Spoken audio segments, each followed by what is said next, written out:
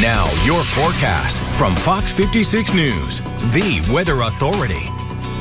All right, everybody, we have several storms that we're tracking. Bear with me as the graphics are loading up here. We have some strong storms going through portions of eastern Kentucky. Not severe here, but some stronger storms with heavy rain. And there is new flash flood warnings here that have been extended. It looks like a little farther off to the east. We'll get to the warning map in just a minute. But definitely heavy rain and some flashes of lightning ongoing here, too. Let me turn on my hand tracker so we can move this around for you. Reduced visibility, if I can get out what I'm trying to say there. Reduced visibility expected with this as it continues to work its way off to the east. That's very heavy rain. Let me show you where we have the severe thunderstorm warning right now. This is down to the south, going into Casey County here. That goes till 7:15 this morning. Here is the estimated time of arrival of the strongest portion of the storm. Merrimack community at 6:50, so a couple of minutes from now. You get down to the Chilton community, 6:59. Peyton Store there at 7, down toward eventually Middleburg at 7:12. It's for this portion of the storm right there that's actually on the Marion and Taylor County line, and it's moving east. That's where there is some broad rotation, and not only will this storm into the northern part of Casey County have the potential to produce some winds gusting 60 miles an hour, we could get a quick spin-up tornado. So anybody living in northern part of Casey County, be indoors and stay there until this storm passes. Let me give you another wider view. The line of storms also continues as we work our way just to the south of Lexington.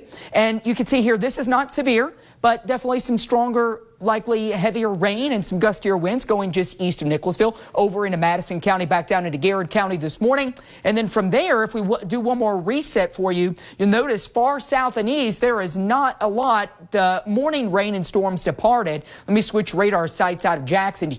You can see those storms are now well east into West Virginia and also the western portions of Virginia. Several warnings. We'll get to those in just right here. Tornado watch is in effect right now for all of the pink shaded counties, and that goes till 11 o'clock this morning. Also, a new severe thunderstorm warning just came in for Montgomery County till 7:15. And again, we have that warning for Casey County till 7:15. The flood warnings here, these are flash flood warnings. We're looking at flash flood warning that's going to be in place for Montgomery County and Bath County over to Rowan, and then from Powell over to Menifee, Morgan, and Elliott County. That goes until the newest warning expires at 10 a.m. So several warnings to track here. All right, so what's going to happen? We'll continue to see this line of storms march across the state this morning. Into the afternoon, I do expect some drier weather, but by late afternoon and back into the evening, some showers and storms come back. Let me show it to you here on Futurecast. This goes hour by hour.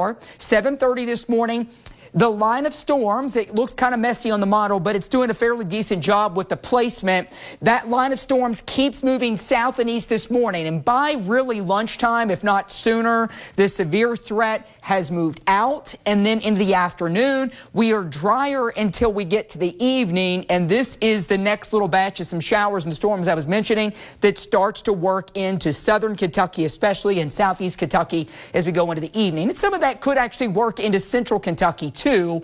So we'll have a drier period into portions of the afternoon, and then we'll have that more showers that come in during the evening and night. All right, so severe weather outlook today. You'll notice the green shaded area, level 1 risk. This is the area that stands the best chance to see some of these strong and severe storms. That's this morning through about lunchtime. After lunch, the severe threat ends. The storms that come back in here tonight, showers and storms to the south, those looking more weaker, okay? Instability is much lower. So our morning storms are likely, then some drier time into the afternoon. Some of these storms this morning, absolutely strong and severe. That potential is there. We have that tornado watch till 11 for a lot of the area. Evening showers and storms, but then once those move out, then temperatures get colder and we're dropping into the 30s. 7-day forecast here, you see tomorrow is drier, but then we have a rain chance that comes in by tomorrow evening, tomorrow night, and with some storms in place on Saturday. Sunday, right now, looking drier after the morning rain chance, and then we get into Monday, Tuesday, Wednesday, there is a chance for rain and snow. All right, both. We'll keep an eye on these storms for you and have another update coming up after the break. Stick around. Download the Fox 56 Weather Authority app today. February 9th, the Super Bowl is on Fox. Let's go! It's not how you begin. You take your business at the moment. Let's go, man. Let's go. Let's get rolling now. But how you finish. Dominate from the first step to the last step. Let's go! Super Bowl 59, February 9th on Fox. At Southern Comfort Heating and Cooling, we stand behind our work, small repairs, or full installations. We take great pride in helping you stay comfortable year-round. But don't take my word for it. Just look at the thousands of 5-star Google reviews. Southern Comfort Heating and Cooling. Call today for a free estimate. Can Nariva support your brain health? Mary, Janet, hey. Eddie, no. Fraser, Frank. Frank? Fred, how are you? Fred. Support up to 7 brain health indicators, including memory. When you need to remember Nariva. Slow down. Cut! I get it. Slow motion. Slow down geographic atrophy. But we don't need gimmicks. Stick to the facts. GA, the advanced form of dry AMD, can irreversibly damage your vision. But Syfovre is an FDA-approved eye injection that gives you the power to slow GA. Syfovre was proven to slow GA lesion growth over 2 years with increasing effect over time. It's the only treatment to slow GA in as few as 6 doses per year. Don't take Syfovre if you have an infection or active swelling in or around your eye that may include pain and redness or are allergic to it. Syfovre can cause severe allergic reactions. Other serious side effects are eye infection and retinal detachments, severe inflammation of vessels in the retina, which may result in severe vision loss, wet AMD, eye inflammation, and an increase in eye pressure. Most common side effects are eye discomfort, wet AMD, small specks floating in vision, and blood in the white of the eye. Tell your doctor right away if you have any side effects. Act on facts to slow GA. Ask your retina specialist about Syfovre. Nope, just the facts. It's replacement window season. You have ugly, hard to open, drafty windows? Now is the best time to buy new Champion windows. Because when you buy 2, you get 2 free. Buy 2 Champion windows, get 2 free? I guess that means if you buy 4, you get 4 free.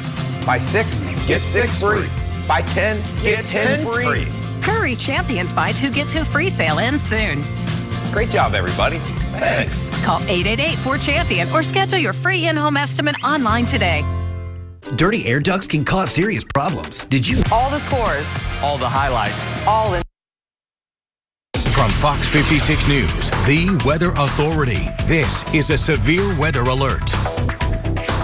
All right, good morning, everybody. A new tornado warning, first one of the morning, issued for that storm we were tracking in Casey County. I mentioned that a quick spin-up tornado could happen relatively quickly with that area of rotation. It's north of Liberty. So here we are. Here's the city of Liberty. You're not included in this tornado warning. When does that tornado warning expire? 7:15. So it's for a fast-moving storm that's rolling east. And here it is. You can see the area of purple there. That's where obviously we could have some very heavy rain, even some hail is possible. But our main concern obviously is with the potential for a tornado. Let's look inside at the velocity. This is where we search for the winds inside the storm and where there could be a possible tornado right here in the northern part of Casey County. So I said outside of Liberty, it does not include Liberty. This is going to pass north of the county seat there.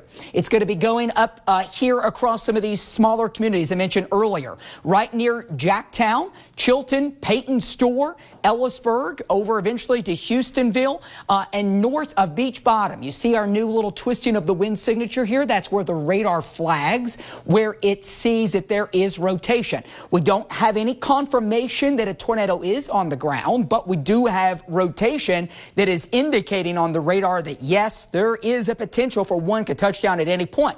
So what you need to do if you live here anywhere in these communities that I called out, northern part of Casey County, you need to go to the lowest floor of your home. That's a basement for some of you. Some of you, it's just that first floor, okay? Interior room, away from windows, and stay there until we give you the all clear, okay? Until we give you the all clear. Turn up your TV so you can hear us and go to your safe place right now if you're in Casey County. That way you can hear us, or you can take your phone with us and watch our live stream. We're going to be live streaming that over on our Facebook page. Our web producer will work with them to make sure that we have our severe weather live stream up so you can watch us. So we're watching this going east, and then next in line is going to be over into the southern portions or western portions of Lincoln County. So you're also included in that warning. Lincoln and Casey County until 7:15, a tornado warning. And the rotation is back here, as we just told you, moving into the northern part of the county. Let me give you some roads here.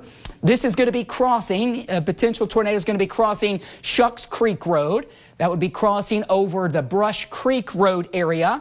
And right now, that rotation, again, this will get a new updated scan, but it's now likely over Shucks Creek Road, and it'll be going over toward the Brush Creek Road area. All right, and then it's going to be going over 127, which takes us right here into the extreme northeastern portions of Casey County.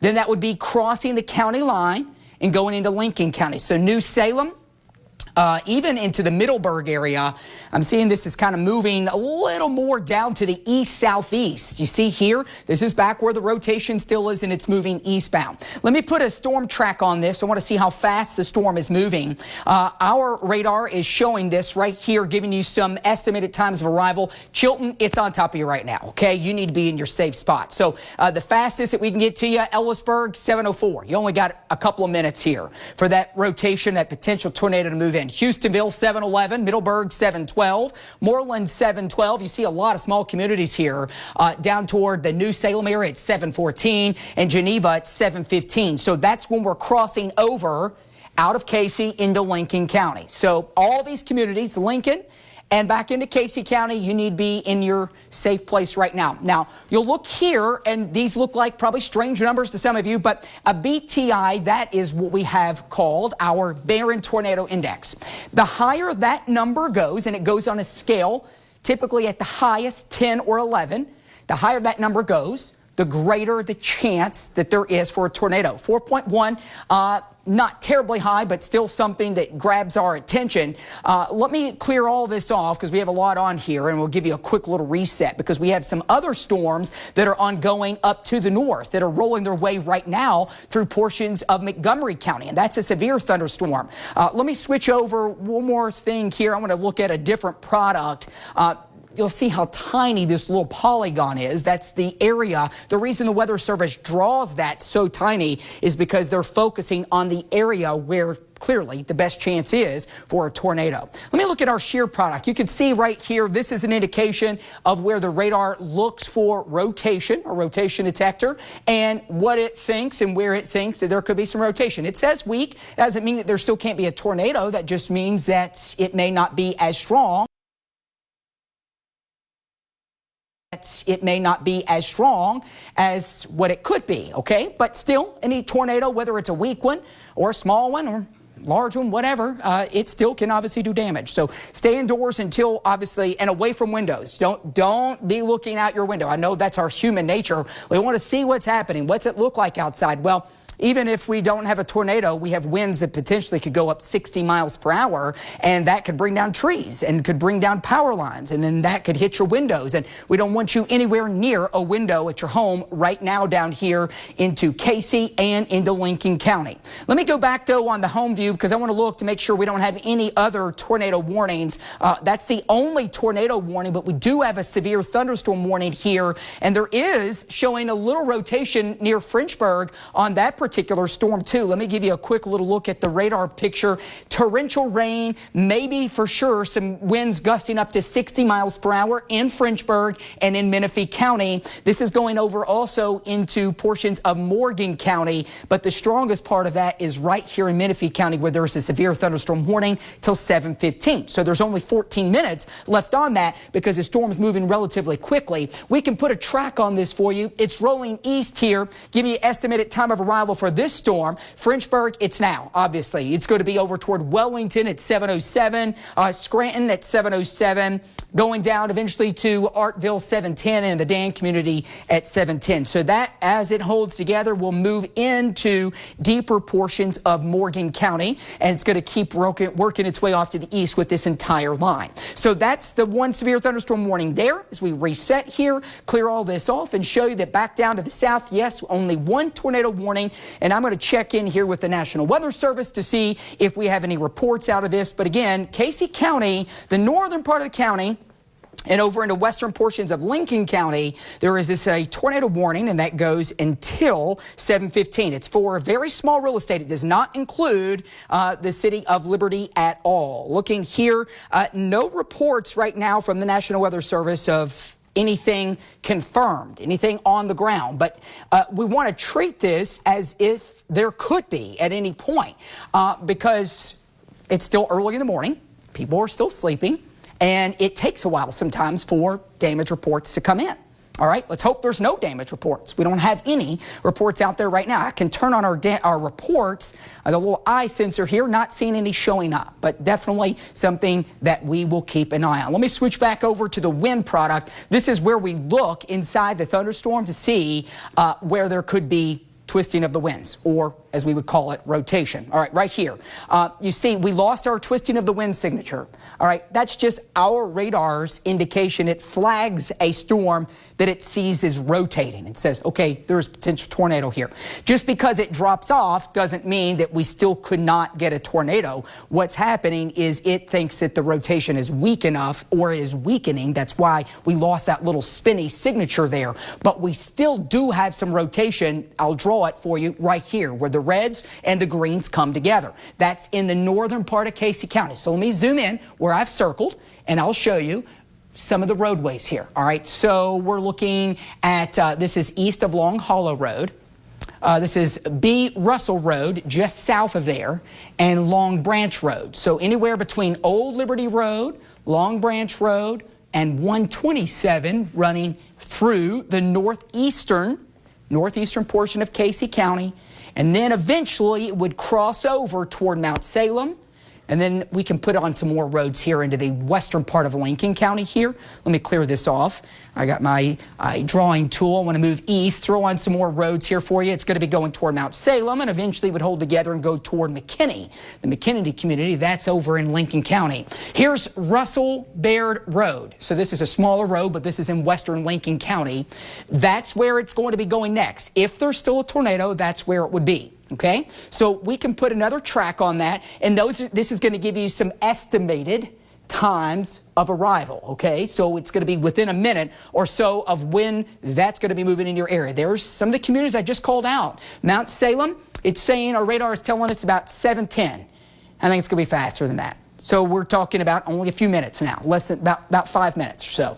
Then we're going to see this move off to the east here and keep rolling east. I am seeing that this has gotten weaker, a little broader. If you have a tornado, usually you're going to be watching for those reds and greens being really tight and really bright shades of both colors. And that's usually a good or a better indication that we could have a tornado. But still, there is rotation here, and they're keeping the warning going. It may get extended. We're going to see if they extend that deeper into Lincoln County. But even people as close by, as far north here as Stanford, even though you're not in the warning as it stands right now, I would go ahead and obviously stay inside. You don't want to be driving out here. I know we're going to work, we're going to school. Right now, it's that time in the morning. People are out that morning commute. It's the worst time that we could obviously get this line of storms to come on through here. If you are about to head out, I would avoid doing it if you absolutely can. You need to stay home and inside and don't want to be driving as this storm is going out of Casey and into Lincoln County right now. Stanford, you're not dealing with anything much yet in terms of rotation. Let me go back to the standard radar picture so you can see we do have heavy rain there, but in terms of where we would see stronger winds or a potential tornado, it's not to Stanford yet. It's still right here on the county line, Casey, Lincoln County line, and approaching Houstonville and the Mount Salem community. It's going to be going due east here. It's moving due east. So let me get the forward movement on that storm from the National Weather Service here on that tornado warning. I'll just read it to you here.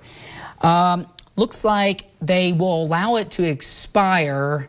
Or they did. Tornado warning for southeastern, that's a different warning. Sorry, there's another tornado warning back into the western portions of Kentucky. We'll also watch that though too.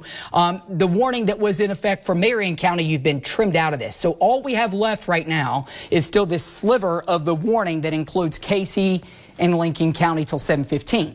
Not seeing anything from the Weather Service still yet. We're watching that very closely, but still, let me go back inside the storm. I want to look at a couple of radars because we're really in between zones of both of the radars, one in Jackson and one in Louisville. So we're sandwiched in between here, the location in Casey and Lincoln County. So sometimes it gets a little harder for the radar to be able to see this, but right here, again, same spot, there is some broad rotation, not as intense as it was, but it's right on the county line. So everybody still anywhere from Houstonville to Mount Salem, even east, I would take this ongoing toward the McKinney community. Here's some smaller areas. Even though they've not extended the warning yet, they probably will just because of this, the history of this storm. New Salem, Mount Salem, McKinney, Geneva, South Fork, going over toward Goodpasture Road. This is going to be over toward Martin's Trail, looks like, over toward the Jumbo community, Miracle. Again, if you live in Lincoln County or been through there, you know these smaller communities, okay? You know what we're talking about when we call these out. These are moving, this little area of rotation still moving due east right into Lincoln County. So friends watching us right now in Casey County, even though the back edge of the warning has not cleared Casey County yet, I'm giving you the clear from the rotation at least as we work our way back into northern Casey County. Yes, it is still raining heavily. And yes, we still have some lightning with this. Let me turn that back on. We still have light back into northern Casey County. But the rotation has exited Peyton Store, it's exited the Chilton area, and it's moved east. It's moved east of even Ellisburg. We'll likely get the updated polygon drawn in just a moment. Now, something else that we often look for when there is a potential tornado, sometimes an indicator of rotation can be where you see an uptick in lightning.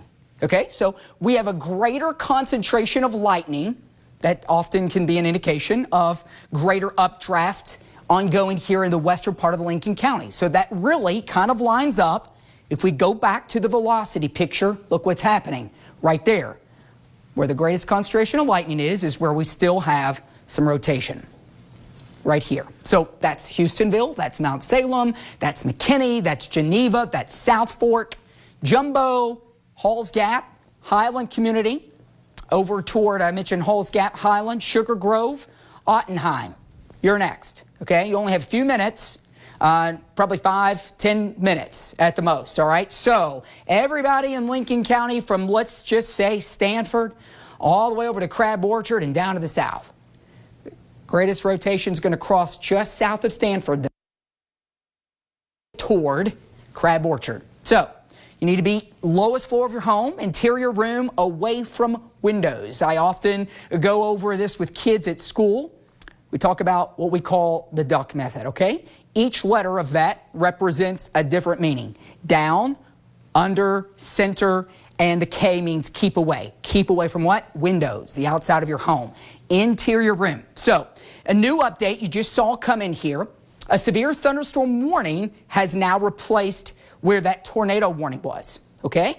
Likely because the rotation, according to the National Weather Service, the intensity of that gone down a bit, but they've likely issued that with what we call a tornado possible tag. Let me check it out. I want to double check that, but I think that's probably what they've likely gone with this new severe thunderstorm warning. Let me read that to you. Yes, they've gone with what they call a TOR tag.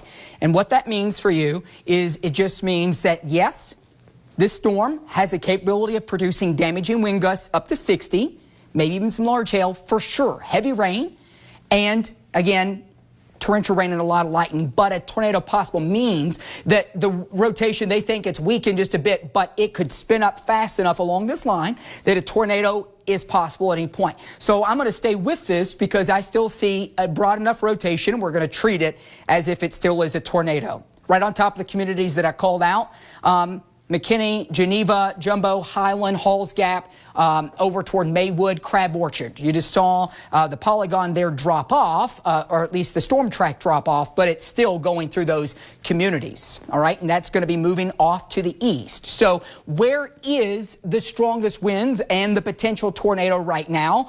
right here in the western part of Lincoln County. So McKinney and Geneva right in here. New Salem, South Fork, Houstonville, likely gusty winds for sure. Mount Salem as well, and that uptick in lightning.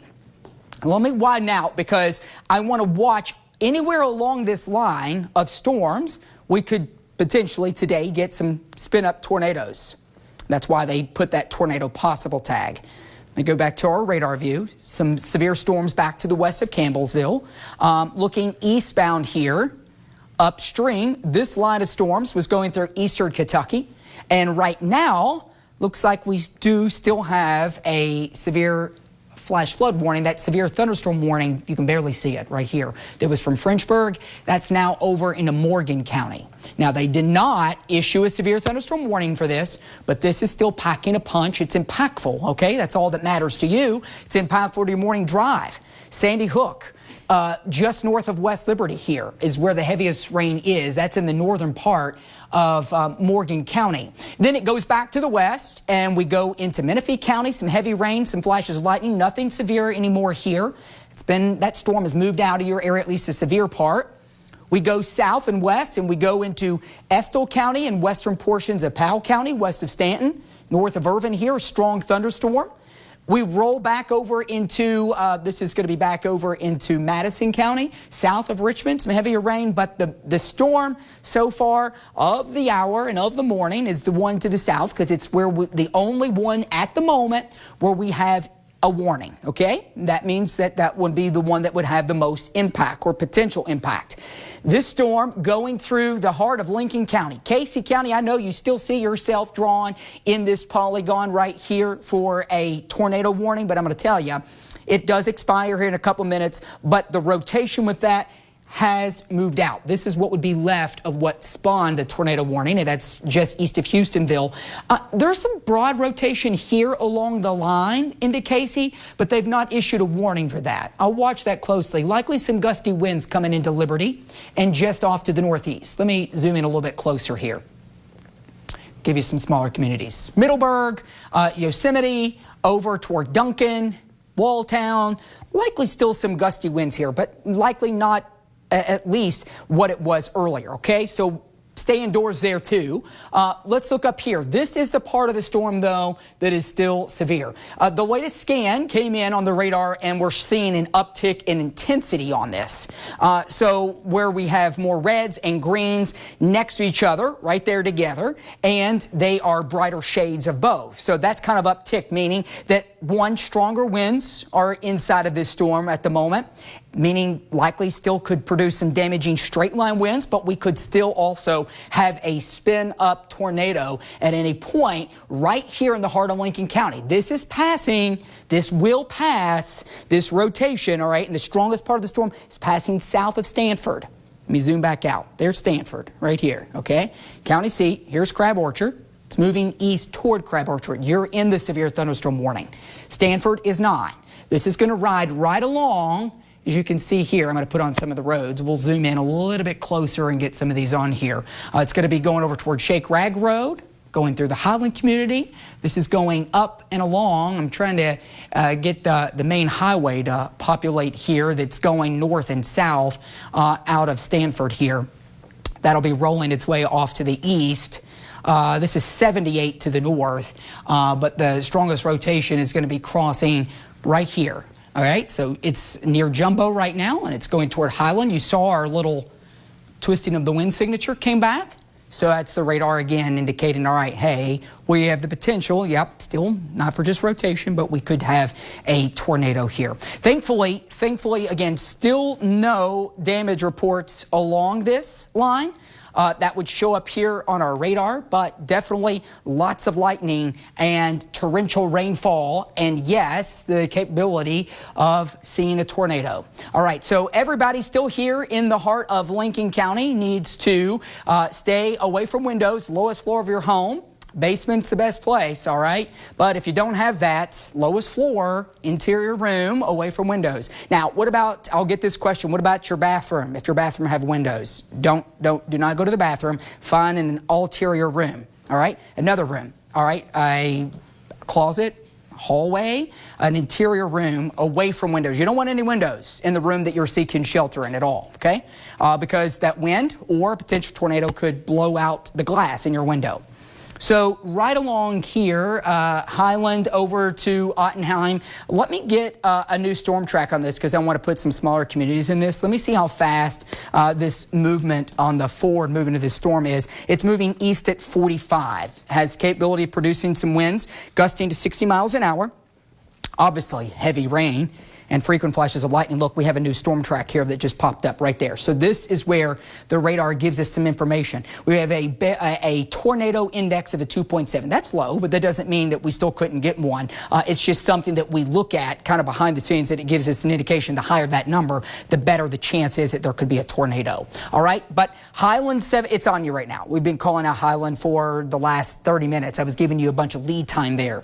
Halls Gap 722, 725 Sugar Grove. You work your way down the list here. I've been also mentioning Crab Orchard 728, and then Gum Sulphur, that's going to be 730. So we're soon going to be crossing out of Lincoln County, and we'll be working our way off to the east into Rockcastle County. That's where Gum Sulphur and Broadhead is, and the Ottawa area and the Wildey communities, okay? That's where this potential tornado would keep tracking. It's been holding its own here. We've seen some fluctuations, and you often will, in intensity with these storms as they move over time. Sometimes they're going to weaken, sometimes they'll intensify again. And we've kind of seen that bit of an uptick in intensity right on top of Highland here, and we'll get a new updated scan momentarily. Let me switch here.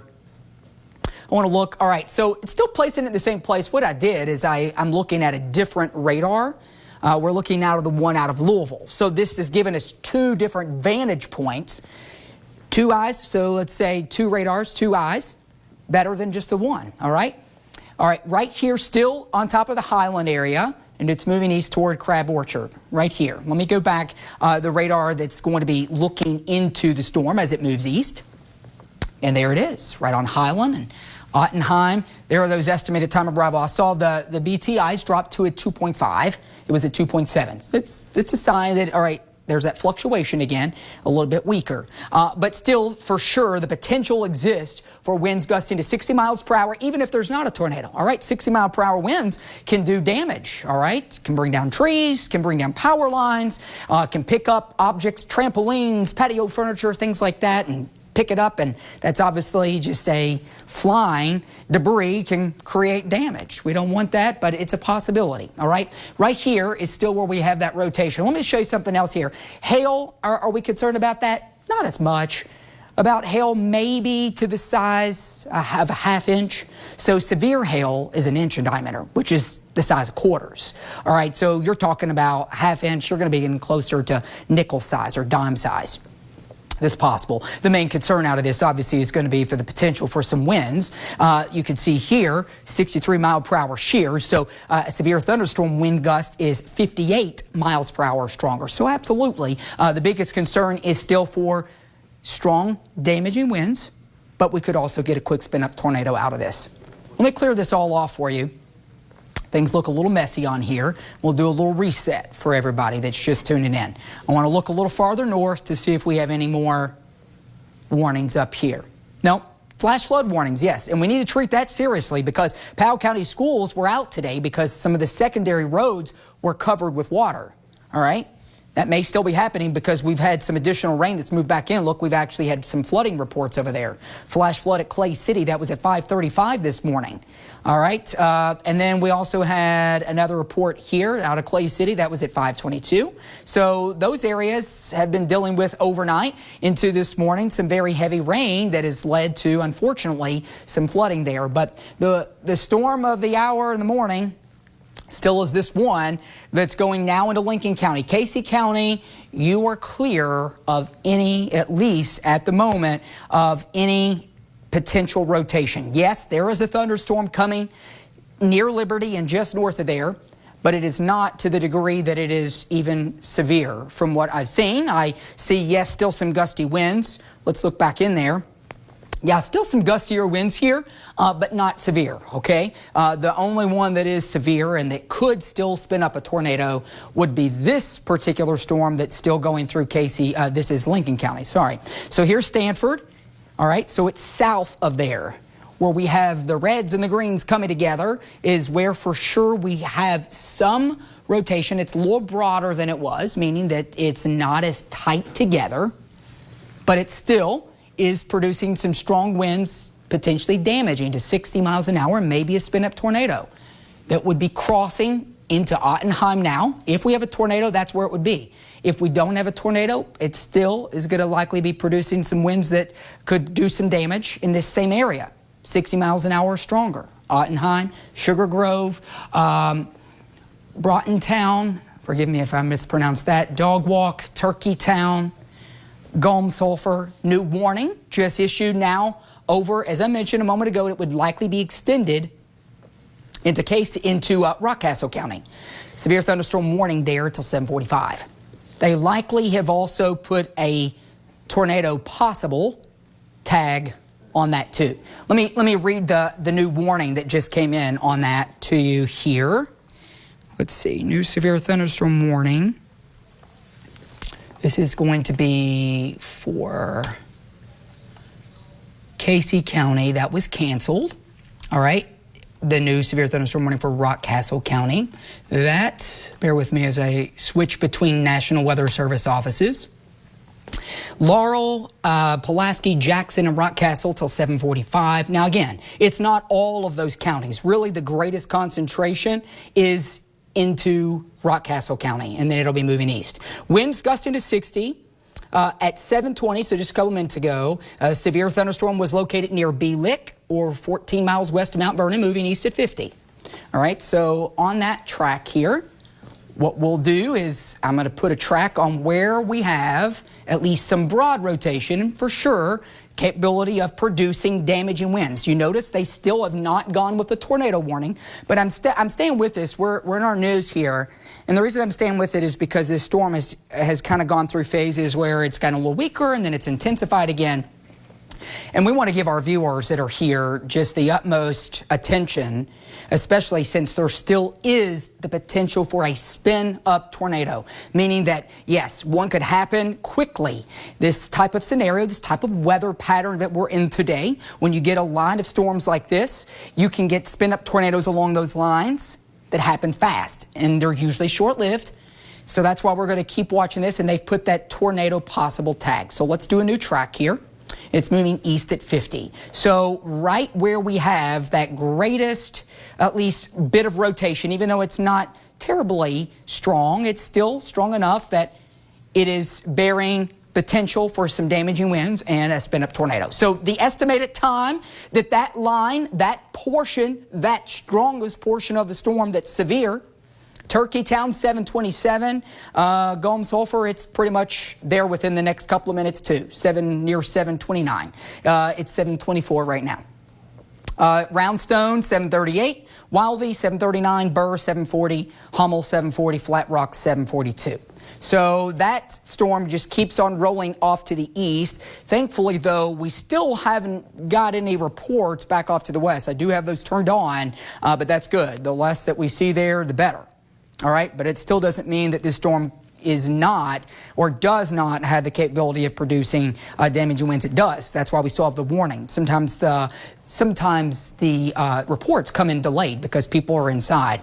Let's zoom back out here. I'm going to take you up to the storm that's ongoing up to the north. Yep, not severe up here, but definitely still impactful. I wanted to revisit this part of the state because I know some of you are still watching this up here as well into West Liberty, Sandy Hook, back down to Frenchburg, Stanton, and Irvin. Now this is a gustier storm that's coming through Powell County and portions of Estill County. Heavy rain, flashes of lightning, same with that storm that's into West Liberty.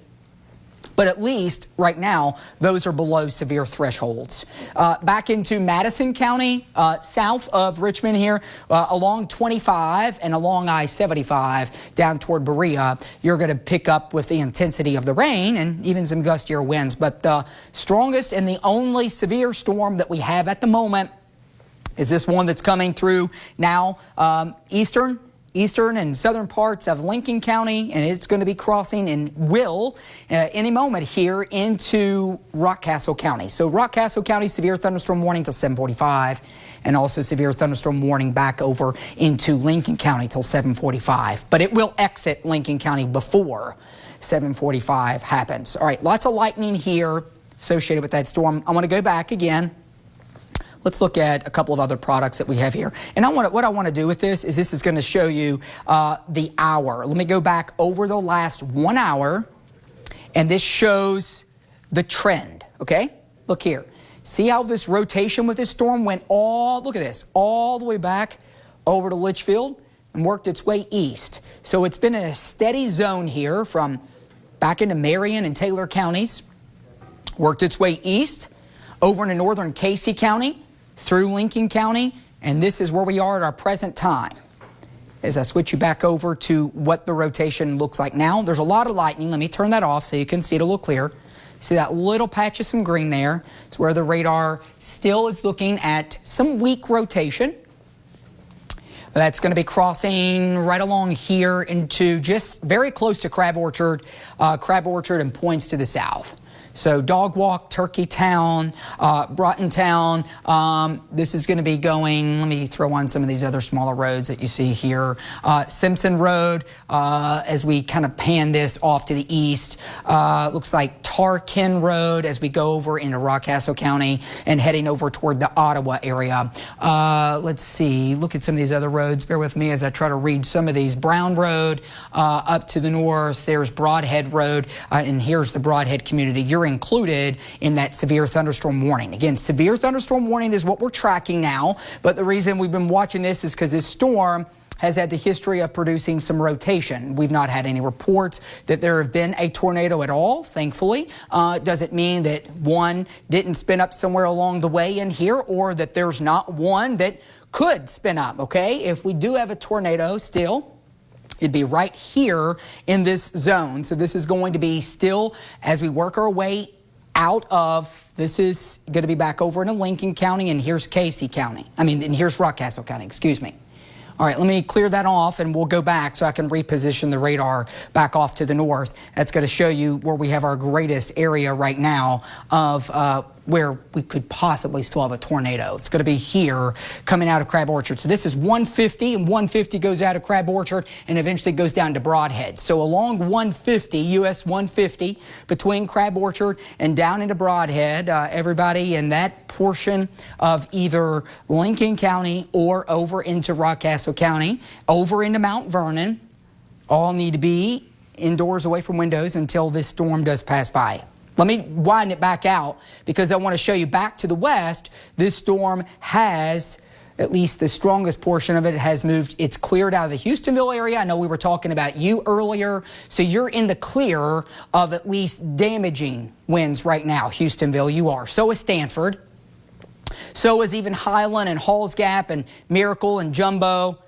Even Ottenheim, the strongest portion of this storm is just east of you, okay? But anywhere west of Ottenheim, back over to Highland and Miracle and Halls Gap, you're clear of the severe potential, all right? So you can come out of your safe spot there. We roll east, and here's a little wider view. Still broad rotation, which is why the Weather Service has kept this going with likely a severe thunderstorm warning and the potential that maybe there could be a quick spin-up tornado along this line. So anybody from Crab Orchard, I mentioned again to Broadhead to Mount Vernon, needs to be into the lowest floor of your home and stay there until we give you the all clear. I just gave people back to the west there, portions of Lincoln County, the all clear. Let me put a new track on this. Let me switch sides of the screen. Give you a little lead time here on where this storm is going. It's moving east at 50, so at that pace, it'll be eventually outrunning the warning and go more over into Jackson County. And I know that you probably got the alert on the Fox 56 weather app and on your phone that portions of far northern Pulaski County was included in this warning, but I'm telling you that this is not where right now the strongest or more severe portion of the line is located. That's coming right out of Lincoln County, right on the Lincoln and Rockcastle County line. and it does move east. And I know that they also included portions of Laurel County in this, and even into western Jackson County in this.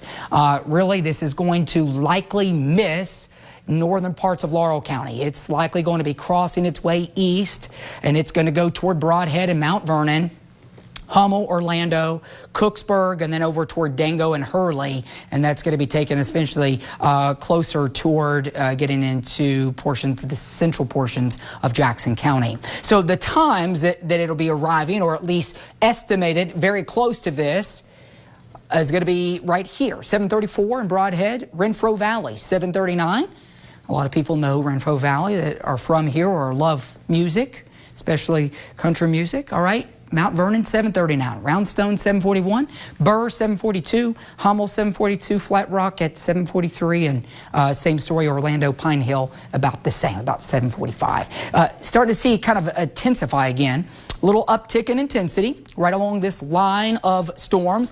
Again, severe thunderstorm warning with a tornado possible tag. All that means is, yep, that we could quickly along this line get a spin-up tornado to happen. And with that uptick intensity, it's good that we've obviously stayed with this and continue to track that. I want to clear this all off here. Bear with me. There's multiple boxes. See how this is right up toward Broadhead. See how we're starting to get the greens and the reds closer together again?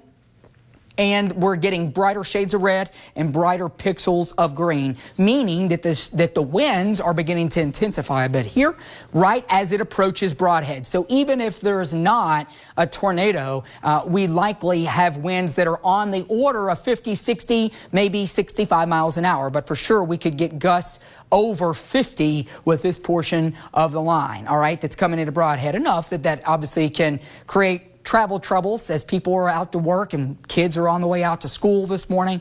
And again, we don't want any severe weather pushing through during the heart of the morning commute, but that definitely is what we have, unfortunately. Right along 150, I've been calling out 150 for quite a while. Here's I-75. This is going to cross I-75 here within the next 10, 15 minutes. Likely passes just north of Mount Vernon, but there will be a wall of water that for sure is going to be crossing, and some gusty winds that crosses right along 75, and that's what's happening now. There is torrential rain that's out ahead. What I was showing you there is where the strongest winds are and where there a potential tornado could be. This is the radar portion of it where we're looking at rainfall, precipitation, all right? Right along this, I mean, it is just torrential rain and a lot of lightning. Let's flip that back on to see where the greatest concentration of lightning is. I talked about this earlier. Uptick in amount of lightning strikes, that portion of the storm is often an indication, or it can be, where the storm is at its most intense, and that's right where we have our strongest winds that could be gusting up to 60 miles an hour. Right there, you still see some, what we're doing here is showing you just a different vantage point of the velocity, all right, or the winds, all right, it's what we're looking at. The green shades are the winds that are moving toward the radar, and we're looking out of Jackson. And then the blues here are the winds that are moving away from the radar, all right? But let's look at storm relative. So this is going to give us a better indication with the forward movement. All right, Lincoln County and Casey County are out of the warning. No severe thunderstorm warning there any longer. So Casey and Lincoln, yep, it still is storming there because you see the flashes of lightning. But this is not severe, all right? So Casey and Lincoln, nothing severe right now. It's moved out. They have trimmed that portion of the line back to here, right along this line, coming into Broadhead right now. It's on top of Broadhead, and it's right here on the doorstep of Mount Vernon. We still have that severe thunderstorm warning till 7:45. So we've got about 10 minutes. They may extend this eastbound too, but right now, this is where they've drawn it, and it does include portions of Jackson County. Not quite to McKee, but this is the strongest portion of the storm at the moment. We're going to keep watching that. Again, seeing a bit of an uptick in the winds here up and right on top of Broadhead. So there could be a spin-up tornado in that portion of the storm right here. Even if there's not, there is the greatest potential right here for damaging winds. All right, so stay away from windows, lowest floor of your home, interior room, away from those windows as I just mentioned. Usually it's a bathroom. Sometimes it's not a bathroom. Sometimes it's a closet or interior room like a hallway. All right, let's look here a little bit closer. This is going to be crossing over I-75 within, I mentioned, the next 10 minutes or so. We have our storm tracks on, not showing up anything on that. That's good. I've not had any damage reports. Let me actually check that. The National Weather Service here. There are partners, obviously, they give us information about whether they've had any damage reports because we're in constant contact with, not just with them, but with area emergency managers. I'm not seeing anything. Let's see. Bear with me for just a second. This was back in Hardin County, so that's not obviously in our viewing area. That's back just south of Louisville over toward the Elizabethtown area. Let's see here. All right, so only warning that we have right now is still this severe thunderstorm warning that's for Rockcastle County here, moving into the heart of the county. So some very strong winds, 50, 60 miles an hour, right here in the heart of the county. So here's Brodhead, here's looks like Merrittburg, this is Mount Vernon, Renfro Valley. It's going to be crossing right here. So from Mount Vernon northward in Rockcastle County is where we have our strongest winds. Now, yeah, there still are strong winds to the south of that though. Spiro, working your way down toward the Level Green community, back over toward Walnut Grove even. So there are still some strong winds on this portion of the line and potentially could even have winds here that are on the order of 50 plus, as I mentioned too, but the strongest is up to the north. Let's pixel some of these winds. This is again showing in terms of the direction away from the radar, so it may not be the best indication, but for sure we do have winds that are likely along that 40 plus, but up to the north 50 plus, and could even have some 60 mile per hour gusts here. The winds have at least the rotation, the bit that's left, has definitely become more broad. I'll put another little track on this for you as it keeps moving off to the east for our friends that'll be watching over in Jackson County, because that's where it would be going next. Leading edge of this here, off to the east at about 50. So it's really only a couple of minutes away, at least the strongest portion of the storm from Wildly, 744, toward Hummel, Orlando at 746. Working our way over toward, looks like Cooksburg, 751, down toward Janetta at 751, Eglon at 755, and toward Sand Gap at 758. I'm going to reset here, give you a quick little home view of what's happening across our entire area. They have kept that tornado possible tag going with this warning down that's coming out of, well, it's going through Rockcastle County right now. It also includes Jackson County till 7:45. No other severe thunderstorm warnings yet, okay? Well, looks, as soon as I said that, one just actually came up into eastern Kentucky. So we'll go there and take a quick look at that storm, give you a little inspection of what's happening in the eastern part of the state. This is going to be heading over into this morning into portions of Johnson County. Severe thunderstorm there. Severe thunderstorm back over into Morgan County and extreme northern portions of Magoffin County. It does not include Salyersville, and it's for this part of the line. You can see it. It definitely stands out here. The brighter shades of green right here is where we could have some straight line winds on the order of 50, 60 miles an hour. Could gust up to 60. And that's going to be pushing east. So it would come very close to Paintsville. You're included in this. Definitely some torrential rain, but the greatest concern here would be for potential damaging wind gusts that'd be rolling out of Morgan County. It's in the eastern part of the county there right now.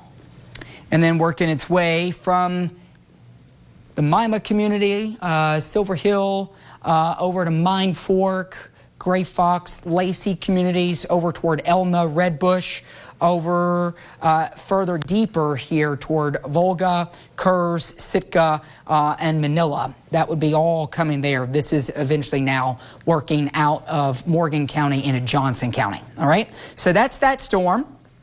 Big picture again, back to the northwest here in Lexington, and Paris, and Georgetown, and Cynthiana, and Carlisle. We're done, okay? Frankfort, Lawrenceburg, Danville even. Lancaster, you're done. Lawrenceburg, Versailles, all those communities, you're done.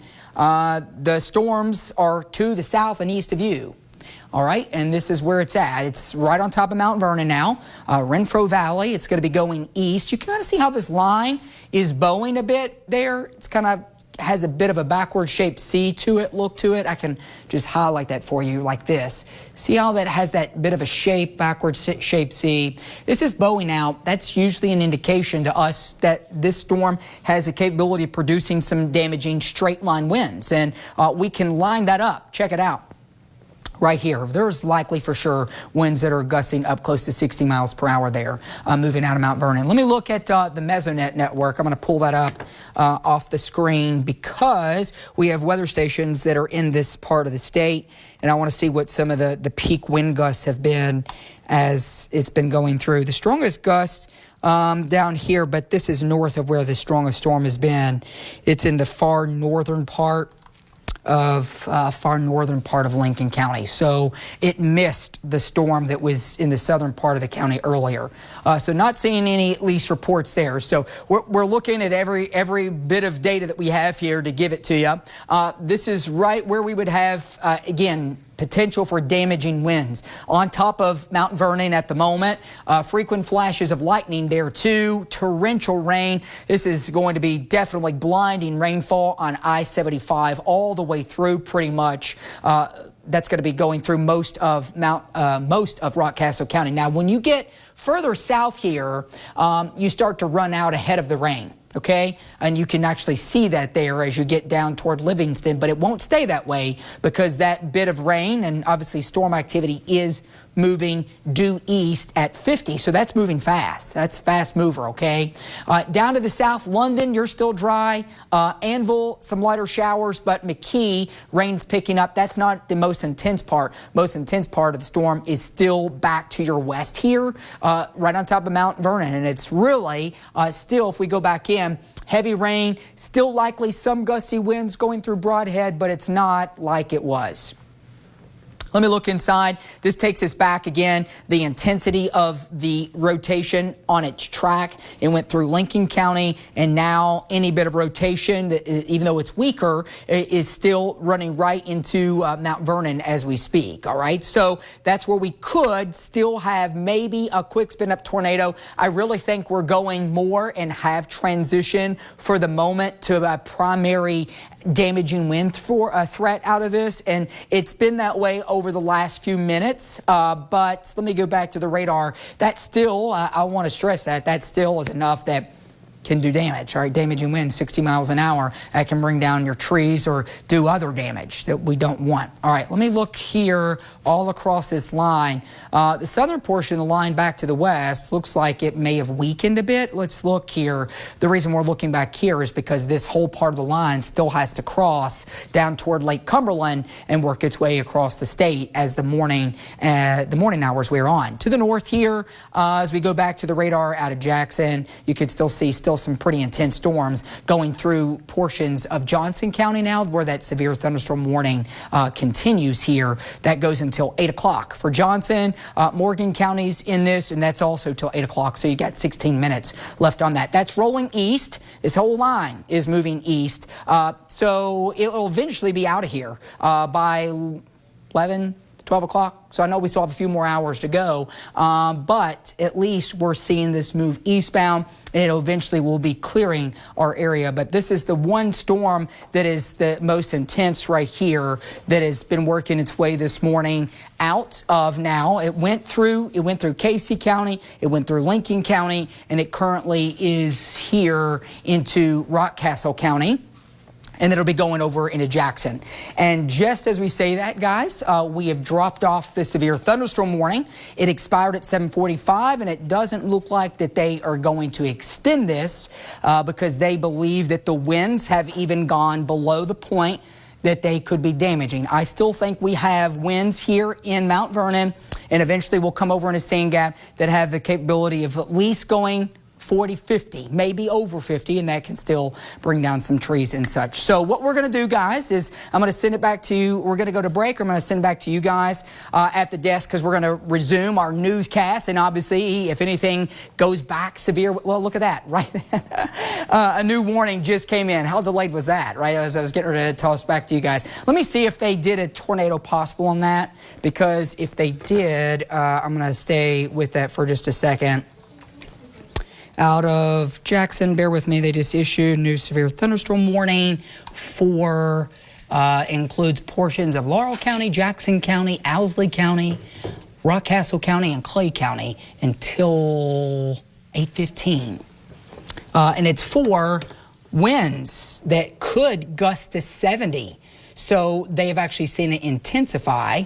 Let me see, and they still have remained with a tornado possible tag, but they've also put the thunderstorm damage threat is considerable. So I gave you guys a little false warning over there. We're going to have to stay with this because this storm still has the capability of producing some damage.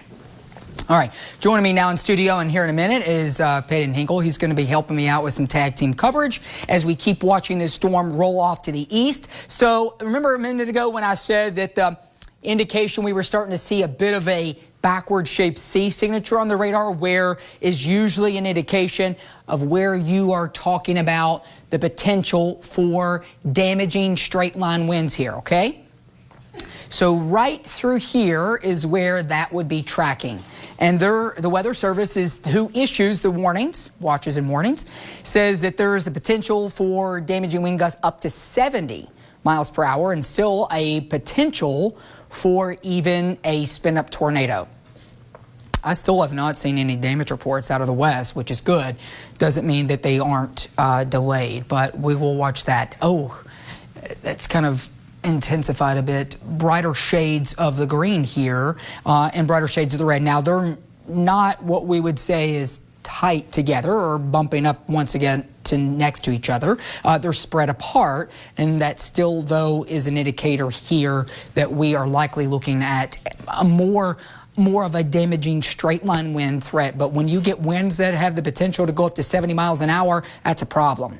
All right, that can easily bring down trees. And although this is saying in one direction it's 36 miles an hour, into the northern part it'd be 21, so you'd be looking at 36 and 21 combined together. And the radar thinks that next to each other you're going to be looking at winds that are going to be over 50 miles an hour and pushing close still to 60.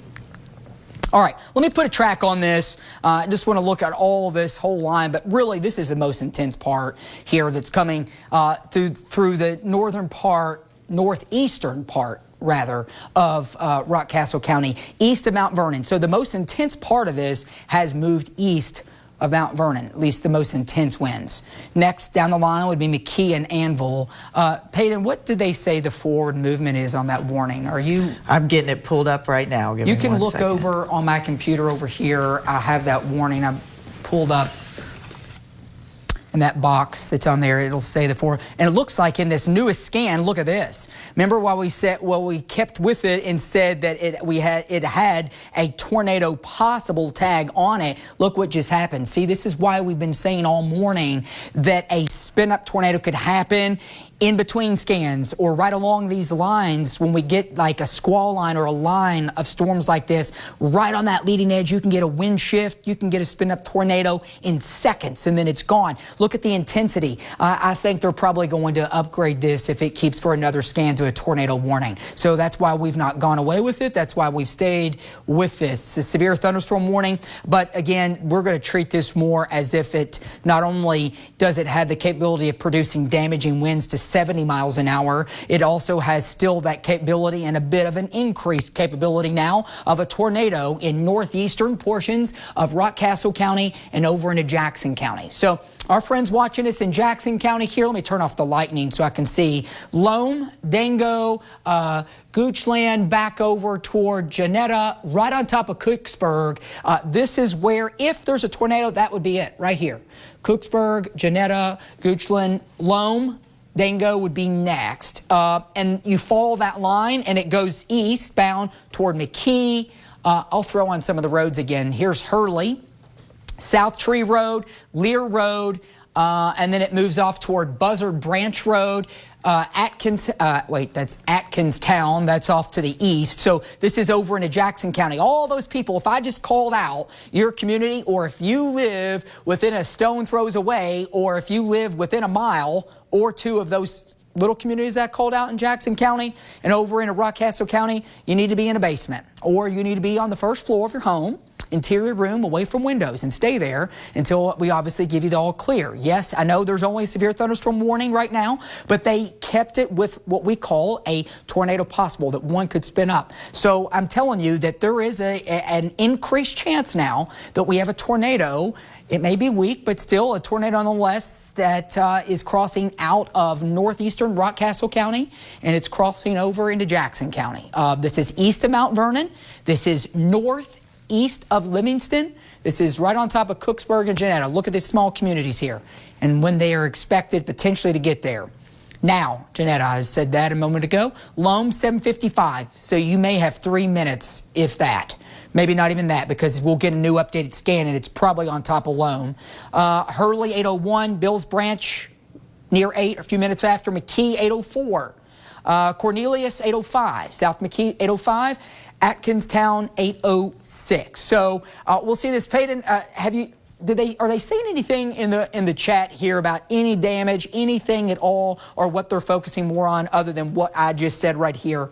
Haven't seen any damage reports so far, but just to get back to you on how fast it's moving, it's around 45 miles per hour right now, so you're pretty close on timing things out. I threw up a track or two on my side. So McKee 8 o'clock, Rocky Hill Heights around 8:02, Island City 8:17, Vincent 8:17, and I put this track on the area of rotation that we're watching. So if you're in these areas, be on the lookout in the next 10-15 minutes or so. Again, I put the track on the area of rotation, but everyone within the warning box could see impacts from this, with gusting winds, very heavy rainfall as well from Anvil down towards Burning Springs. You guys need to be on the lookout as well for those conditions. Haven't seen anything just yet in the chat as far as storm damage goes, but we're continuing to watch for that. Obviously, we're always communicating with the National Weather Service and our partners there to try to continue to monitor that. But Justin, moving around, tornado warning just now, so I'll send it back over to you. All right, new tornado warning with this storm. Remember, this is the one I was just warning you on, and Peyton was warning you on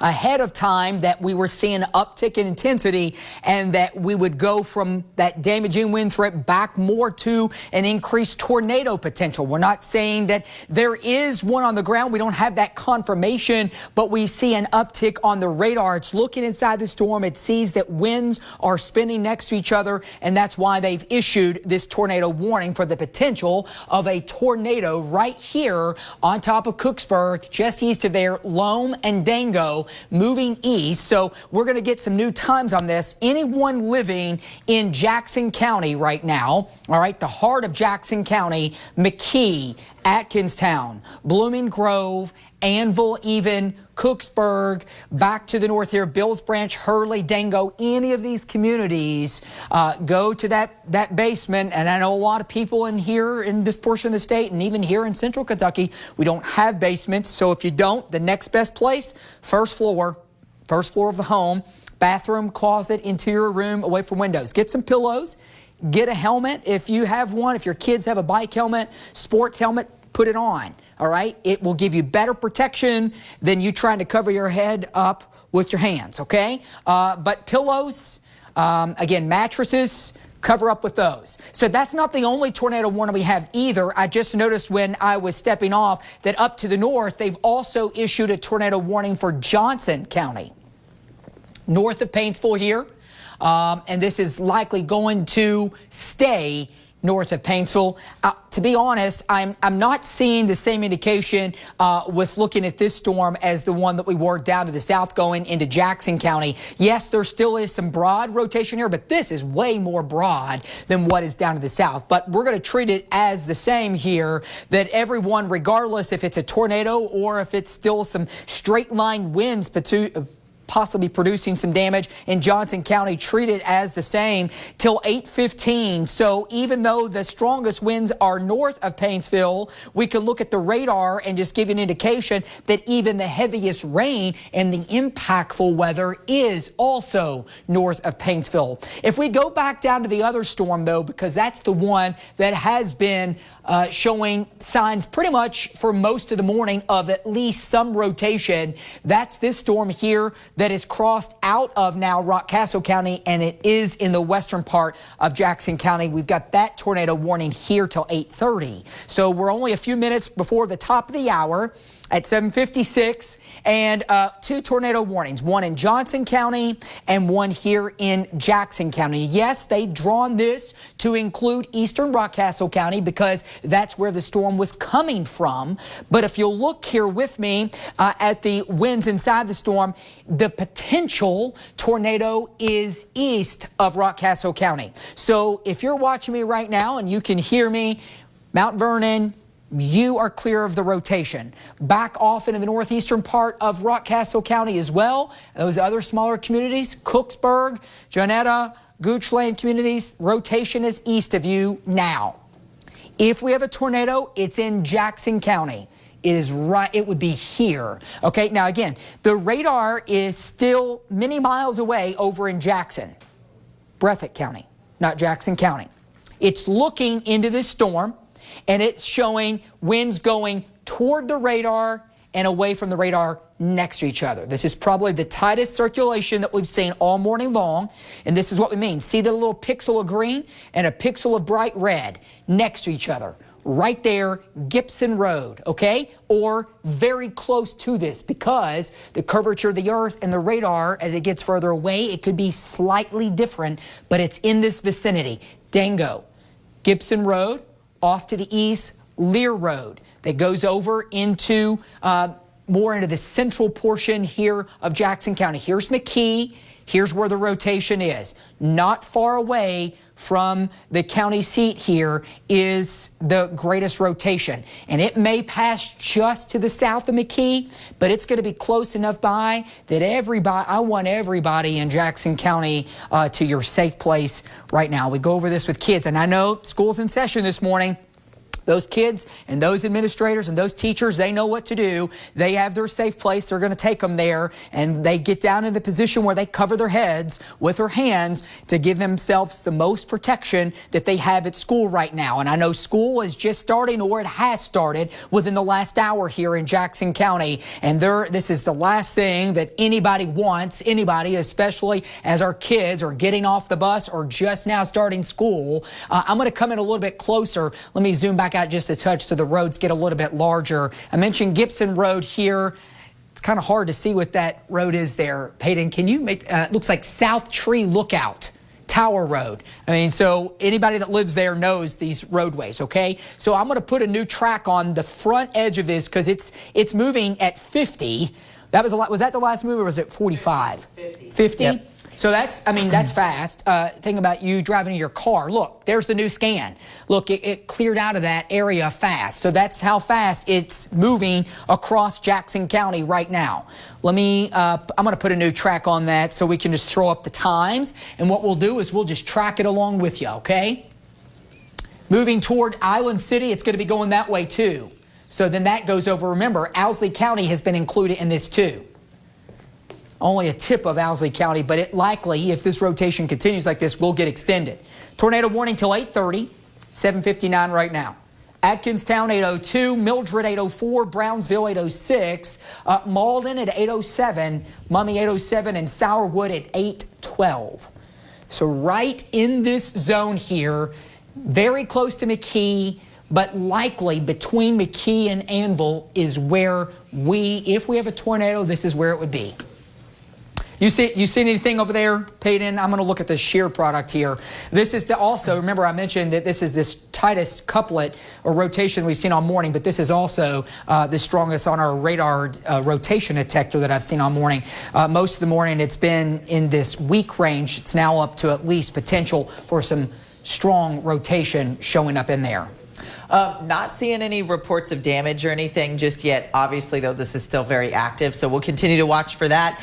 Still seeing that rotation that Justin was just talking about right in here. I've circled it. I've zoomed in really closely so we can call out some of these area roadways. I'm going to go ahead and do that now. So if you're Buzzard Branch Road back towards McCannon Ridge Road, Atkinstown, Blooming Grove, all these areas you need to get into your safe spot. This is working again at about 50 miles per hour towards the east, so you need to be ready to go. We'll zoom things, or we'll expand the view just a little bit so you can see. This does go into portions of Owsley County as well, as Justin was talking about, but right now this is right in the heart of Jackson County, so we're continuing to see that rotation there. We also still have the severe thunderstorm warning for areas just outside of the tornado warning as well, so even if you're not in that tornado warning box, you could still be seeing some impacts from this as well. A lot of lightning with this.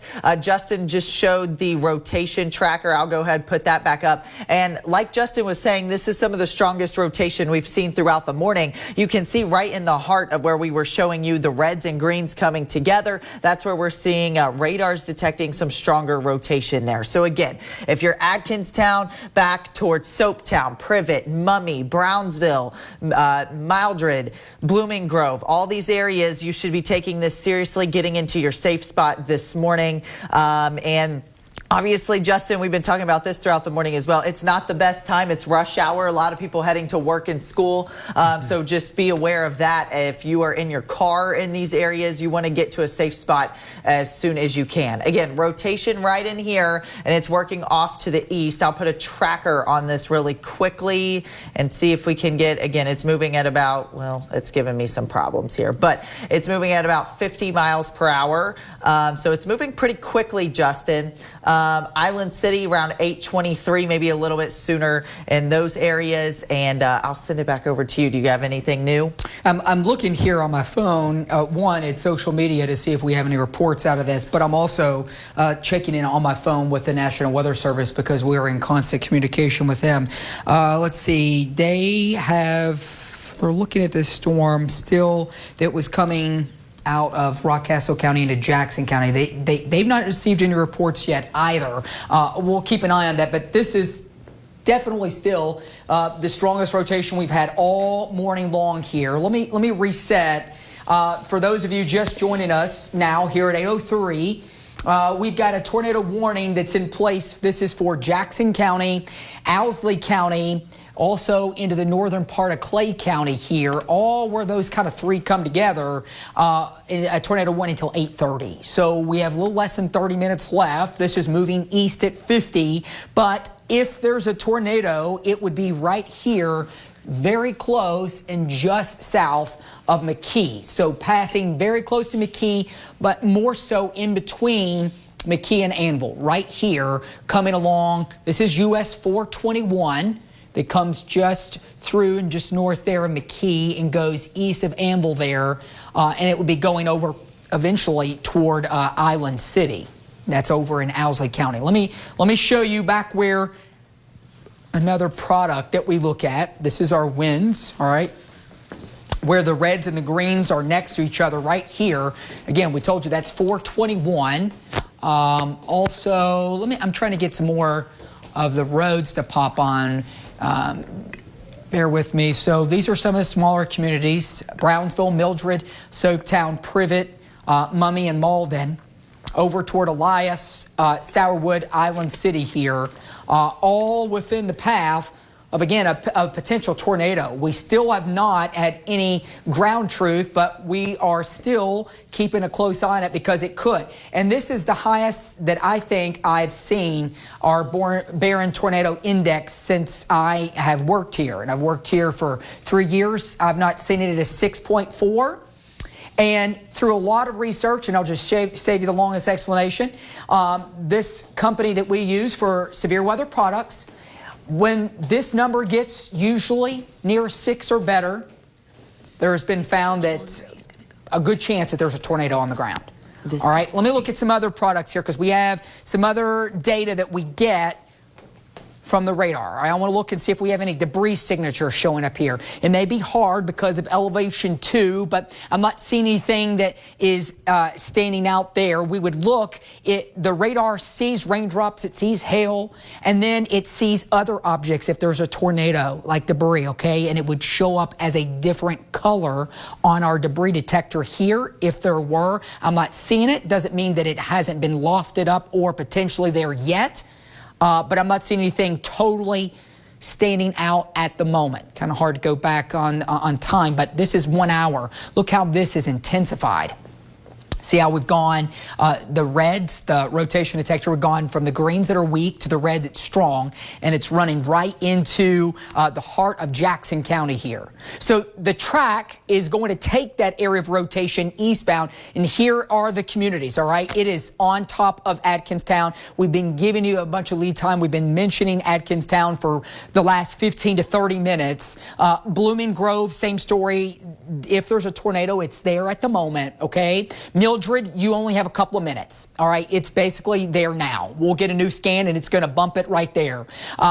Privet, 810, Zeke's Point at 810, Hurd at 811, Malden 812, and Mummy at 812 as well, okay? So this is for a potential tornado, if you're just tuning in, that is moving through or potentially moving through, this rotation is through Jackson County and moving eastbound. Now, other threats from this, other than there just being a potential tornado, we have torrential rain.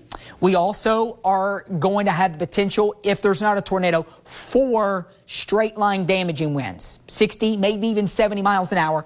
Wouldn't even rule out some smaller hail here. But clearly the primary concern is for a tornado. All right. You see how on the back edge of this here, there's a bit of a notch inward, and that would be where we would have a tornado. Let me go back to our standard view. See that here? It's right on top and just east, actually, of Atkinstown and Blooming Grove. So that's going to be, as we work our way into eastern now, we're getting more out of central and more into the eastern part of Jackson County. You saw the times update. I want to move this on the left side of the screen so you can just keep a close eye on this as the times keep updating for these smaller communities, all right? We're talking about Brownsville and Malden there within the next couple of minutes. We'll throw on some roads too. I'll get a little closer. Vickers Road right in the heart of this. So is Peters Road. So as we mentioned, Zeke's Point. Let's see, Gregory Road, which is a little farther north. You're also right in the heart of where a possible tornado is crossing. Also, let's zoom in a little bit closer and show you Andrews Road. There's the Brownsville community, and here's Carter Lane and Mildred Road. So all of those smaller communities, smaller roads are within the path of a potential tornado. Okay, so this is the one storm that we've got. We also had another tornado warning to the north, but it has expired. This was for Johnson County. That has since ended, okay? It was gone, it's faded, but there still is a strong storm that's moving out of Johnson County and over into the southern tip of Lawrence County and the northern tip of Martin County. So you're deep into eastern Kentucky here, really just outside or on the fringe of our viewing area here. Here's Louisa, it's south of there. Strong storm, but not severe any longer. Severe, or I mean a stronger storm, but not severe in the northern part of, this is going to be over to McGoffin County, north of Salyersville, back to Wolfe County, Campton, and then rolling our way south. But the only warning, severe warning that we have is this tornado warning for Jackson County, Owsley County, and the northern, and I do mean northern tip of Clay County. That goes until 8:30 this morning, okay? And it is for obviously this portion of the storm. There's the new rotation detector there right on top of Malden and moving eastbound here. This is moving fast. It's moving at 50. So Island City, I need you in your safe spot if you're not already there. All right? We go over this. Safest place for some of you, going to be a basement. If you don't have that, the next best place to be is on the first floor of your home. Interior room on that first floor. Bathroom, it's often that. If your bathroom is on an exterior wall with windows, don't go there. Don't go in any room that has a window, all right? You don't want to be near glass. You want to be into a center portion of your home. You want to put as many walls between you and the outside part of your home. A closet, an interior hallway, or a room without windows on that first floor. A staircase, a lot of homes, there's closets sometimes that are under those staircases. Get under there. That's going to give you that's usually center, but it's also a lot of times gives you an extra bit of structure with those staircases that are above you, and then a wall that's on both sides. Island City, I mentioned that. Taft, you're going to be down the line here and in short order. I'm going to draw a new track because it went away. It's moving east still at 50. Correct? That was our last. Yeah, 50. Okay. Are you seeing anything different? Just want to point out, if you're in Owsley County, I mean, this is getting really close to the county line there. So right. If you're over in Owsley County, Sturgeon, Indy, Blake, Island City, all those areas, even if you're in Conkling, Taft, Major, South Fork, you're right outside of that warning box, but this is still working in your direction. So we'll see in the next few minutes if they're going to extend this further into Owsley County. It isn't right now, but I would still go ahead and get in your safe spot because, Justin, as we've been saying throughout the morning, moving at about 50 miles per hour. So it's moving fairly quickly across Jackson County right now as we speak. The rotation detector is doing a pretty good job showing exactly where that rotation is, where these reds and greens are coming together. But again, as I'm pointing out, notice how close we are to the county line. So if you're in Owsley County, this is your time to go ahead, get into your safe spot as well. Even if you're not under a warning right now, we still have some significant rotation there. Justin, not seeing any reports yet, but again, as this is just happening, usually it comes afterwards. So we'll see if we get anything new from them. Haven't seen anything from the Weather Service just yet about extending it, except they did extend the tornado watch for a few of those counties in this area as well. So southeastern Kentucky, that tornado watch is continuing right now. I'll go ahead and throw up that rotation detector. I mean, it's right on the money where we're seeing the reds and greens coming together, showing the velocity. So this is indicating some fairly strong to decent rotation here. So you want to go ahead and get in your safe spot. If you, just updated, the radar just updated. So now we're right along that county line, Justin. Yeah, and right where I was putting here the times of arrival, and this is even going to get updated because it's now sliding east. I just sent a message to I was talking with the Weather Service to see if they're going to extend that. I'm shocked that they haven't yet.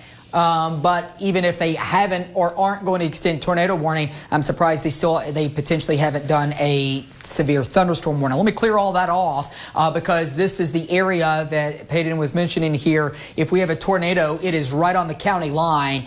So we're talking about Jackson County here. We're talking about Owsley County here and Clay County here, where the three of them meet together just north of that. So right there, Island City, okay, we're going to be for sure getting an uptick in wind here very soon. Already getting rain there in Island City. Let me turn the lightning on. You'll notice a concentration of lightning increasing again. So heavy rain, lightning, still gusty winds, Boonville back to Vincent. And then for sure down to Island City, but it's right here just out of Jackson County and crossing into Owsley County, right very close to Island City is where, if we would have a tornado, it would be right in this zone right here, okay? Coming out of the county, coming out of Jackson County, that is. I mean, this is producing for sure torrential rainfall, and we've already had reports to the north, and I don't want to discredit that, that we've had some flooding this morning. We've had some schools that were delayed. We've had some schools that were closed because of flooding. Powell County being one of those. Bourbon County was on an hour delay this morning because of flooded secondary roads. Floyd County, same story. So we've had rounds of rain here that have definitely put down some torrential rainfall. I'm looking at my phone here, not to ignore you, but I'm looking at the National Weather Service chat here. Still not saying, I still haven't got an update whether they're extending that or not, but there it is right there. They've replaced it with a severe thunderstorm warning instead of a tornado warning. But what they've done is, once again, they've gone with a severe thunderstorm warning, tornado possible, meaning that yes, that they think the greatest concern is for some damaging winds, but they still give, a tornado could develop quickly with little to no warning. That's why they put that in there, okay? So we just treat that the same though, because because the history that this storm has had and that rotation, as it's been going along here, has been fairly strong. The shear, you can still see here, there's still that pocket there of stronger rotation still showing up, moving into Island City right now. We are going to stay with this until it clears out or it weakens entirely. So the strongest portion of this storm is going to be south of Boonville and north of Burning Springs, okay?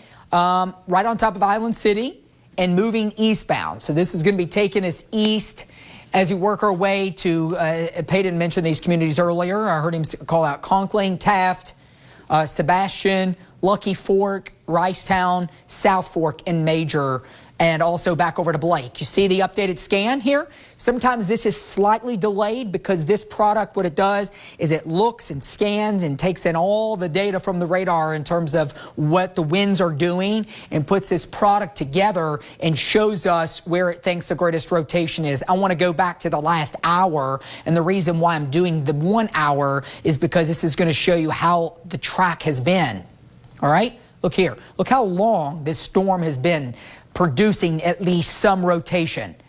Rockcastle, Lincoln, Casey, Marion and Taylor, back over to LaRue County, portions of Hardin and Hart County, and it originated way back here into Grayson County, and it just worked its way east all morning to its current standpoint and current time, where we have still our greatest rotation and a potential tornado here coming on top of Island City. All right, so we've not had any actually confirmation that there is a tornado there, but the radar is still indicating that we have some strong rotation. Okay, so we're going to treat it as such here, that it still is. All right, here's Boonville. It's going to pass south of you. The potential tornado is going to pass just south of Boonville, south of Vincent. It's on Island City. If I draw this line east, and I'll put some cities on in a minute, but this is the path right here it's taking. It's going to follow right along this line, okay? So if I take off my tool here and go back inside the storm just a bit, you see that takes it due east, Conklin and Taft, Sebastian, down to Lucky Fork. Right along that line through southern Owsley County, okay? Now, could this deviate just a bit? Absolutely, it could. It could fluctuate just a bit north, all right? Major, South Fork, Blake, all of these areas right here need to be into that interior room, lowest floor of the home, and treat this as if, yes, there is a tornado on the ground. We still have not heard that. I want to look again at another product. Let me go. We have all these tabs here, and all these things show us something different, okay? This is giving us what the radar thinks is some of the greatest severe threats out of this. I zoomed in too much. Let me recenter this back to the north here. You see where it shows the reds here, and you get up into where it's saying what it thinks that the winds could be. Well, let's just look on top of Island City. 70 miles an hour, less than that, less than 70, less than 58. But still, there could be one straight line winds up to 70 miles an hour, which can do damage, can bring down trees, which could fall on your home. It could pick up debris and move that, whether it's trees or whether it's, outdoor patio furniture or maybe it's small branches, pick that up and blow it into your home, okay? So even if there's not a tornado, we still have some damaging winds that are absolutely accompanying this portion of the storm. Right on top of Island City, Blake and Conklin and Taft and over to Sebastian. You'll notice right there, they just reissued a tornado warning. This is why we've not left this. We look at the same data. There are partners, but I saw signs here along with Peyton that, you know what, there was rotation with this enough. We're staying with it like it's a tornado, okay? And that's what they've just done. They've extended this tornado warning to now go over. Let me get some of the newest counties for you because we're zoomed in really tight here. The tornado warning is going off to the east, and that's going to be including, let me reset this a little wider so I can see, Breathitt County. Also going to be over in the northern tip of Perry County. I mean, way up here in the tip. So Owsley County, Breathitt County, and the northern tip of Perry County, and that goes till 8:45. It's because this rotation's right on top of Island City, and it still has a ways to go as it works its way off to the east. All right, here's a new updated time of arrival and some new data. Still looking at the tornado index here at 6.3. Remember, this scale goes as high as 10 or 11. I have seen it exceed 10 in some other portions of the United States, but typically they say that the highest on average is a 10. When you're in that middle range here at a 6, that's a high number, and the higher that number, the better the chance that there could be a tornado. We still have not heard that. We still have no confirmation, but you know what? We're treating it as if there is. We don't want to be going outside and looking in any of these communities. Ricetown, Lucky Fork, we don't. That's our human instinct. We want to see it. We want to look outside. You don't want to look outside because this is likely, let me show you, rain wrapped. You wouldn't see it. You wouldn't see it until, if there's a tornado, until it's on your doorstep or right there. You don't ever want to do that, ever. You want to be inside. Do not look for this, okay? Don't be near windows even. All right, Blake, Conklin, and Taft, you can see the times here. Let me move this up so you can see it a little better. 8:26, Conklin. I mean, it's on your doorstep right now. South Fork, 8:28, Sebastian, 8:30, Mistletoe, 8:32, and Lucky Fork, 8:33. Peyton? Yeah, Justin, another thing we've been talking about throughout the morning is just how heavy the rain is. You were just talking about if there is a tornado on the ground, you're not going to be able to see it until it's right on top of you. Very heavy rainfall, a lot of lightning with this, so much so that we've turned off the lightning just so you can see the radar a little bit better of a picture here. Let's go ahead, take a closer look at things, show you the rotation. Again, where the reds and greens come together, that's exactly where we're looking at. So right over Island City, we should be getting an updated scan coming up in just a few minutes. But if you're in the Blake community, Conklin, Taft, Ricetown, Sebastian, Lucky Fork, back towards Morris Fork and Dalesburg, you all want to get in your safe spot as this is working in your direction. This is moving at around 45 miles per hour now, according to the National Weather Service. So a little bit slower, but it really is not making that big of a difference than what we were seeing earlier. Still moving fairly quickly across the region. So if you're in these communities, especially in Owsley County, want to go ahead and get into your safe spot. Justin mentioned they added that tornado warning back once again. We did have the severe thunderstorm warning along with it as well here. Let's go ahead, turn on the rotation detector, and it's right on the money with where the rotation is picking up here. So you can see the weak is in the green, stronger rotation is in that red shading. So right over Island City here, again, Blake is included in this, and it's working in the direction of Conklin and Taft within the next few minutes. So be on the lookout for that. Moving at about 45 miles per hour. We still have that very heavy rainfall along with it. So as we were talking about, it could be rain wrapped and you wouldn't really be able to necessarily see it as it's working in your direction. So this is just south of Boonville. So Boonville's really on the outskirts of this at this point, and portions of Owsley County here. We also have portions of Clay County in this, also back into portions of Breathitt and northern Perry counties as well. But it's still taking a little bit of time to get there. Owsley County, you're right in the bullseye of this at this point. Justin, are you seeing any updates from the Weather Service? Any damage reports? Well, when I asked them if they were extending that warning, they said absolutely yes, and that they were seeing right in that zone. Remember, I showed you this product earlier. We've got it labeled as something called CC. This is a debris detector, and that anything that is obscure to the radar other than like hail or rain, it's going to show up in a drop. They said that they were noticing a minute ago right near Island City and just east of there, under where we had the greatest rotation, that there was a bit of a drop, a bit of a different shade showing up in this zone, and that could be debris. They did not say that with definitive answer, yes, but that lines up with where we have the rotation and where there could be a tornado right in that zone, right where we've been telling you. So on Island City there, I mean, it is still there, okay? I mean, we have not lost that signature at all. Maybe in the latest scan, it may be slightly weaker, but for sure not by much as this continues to move east.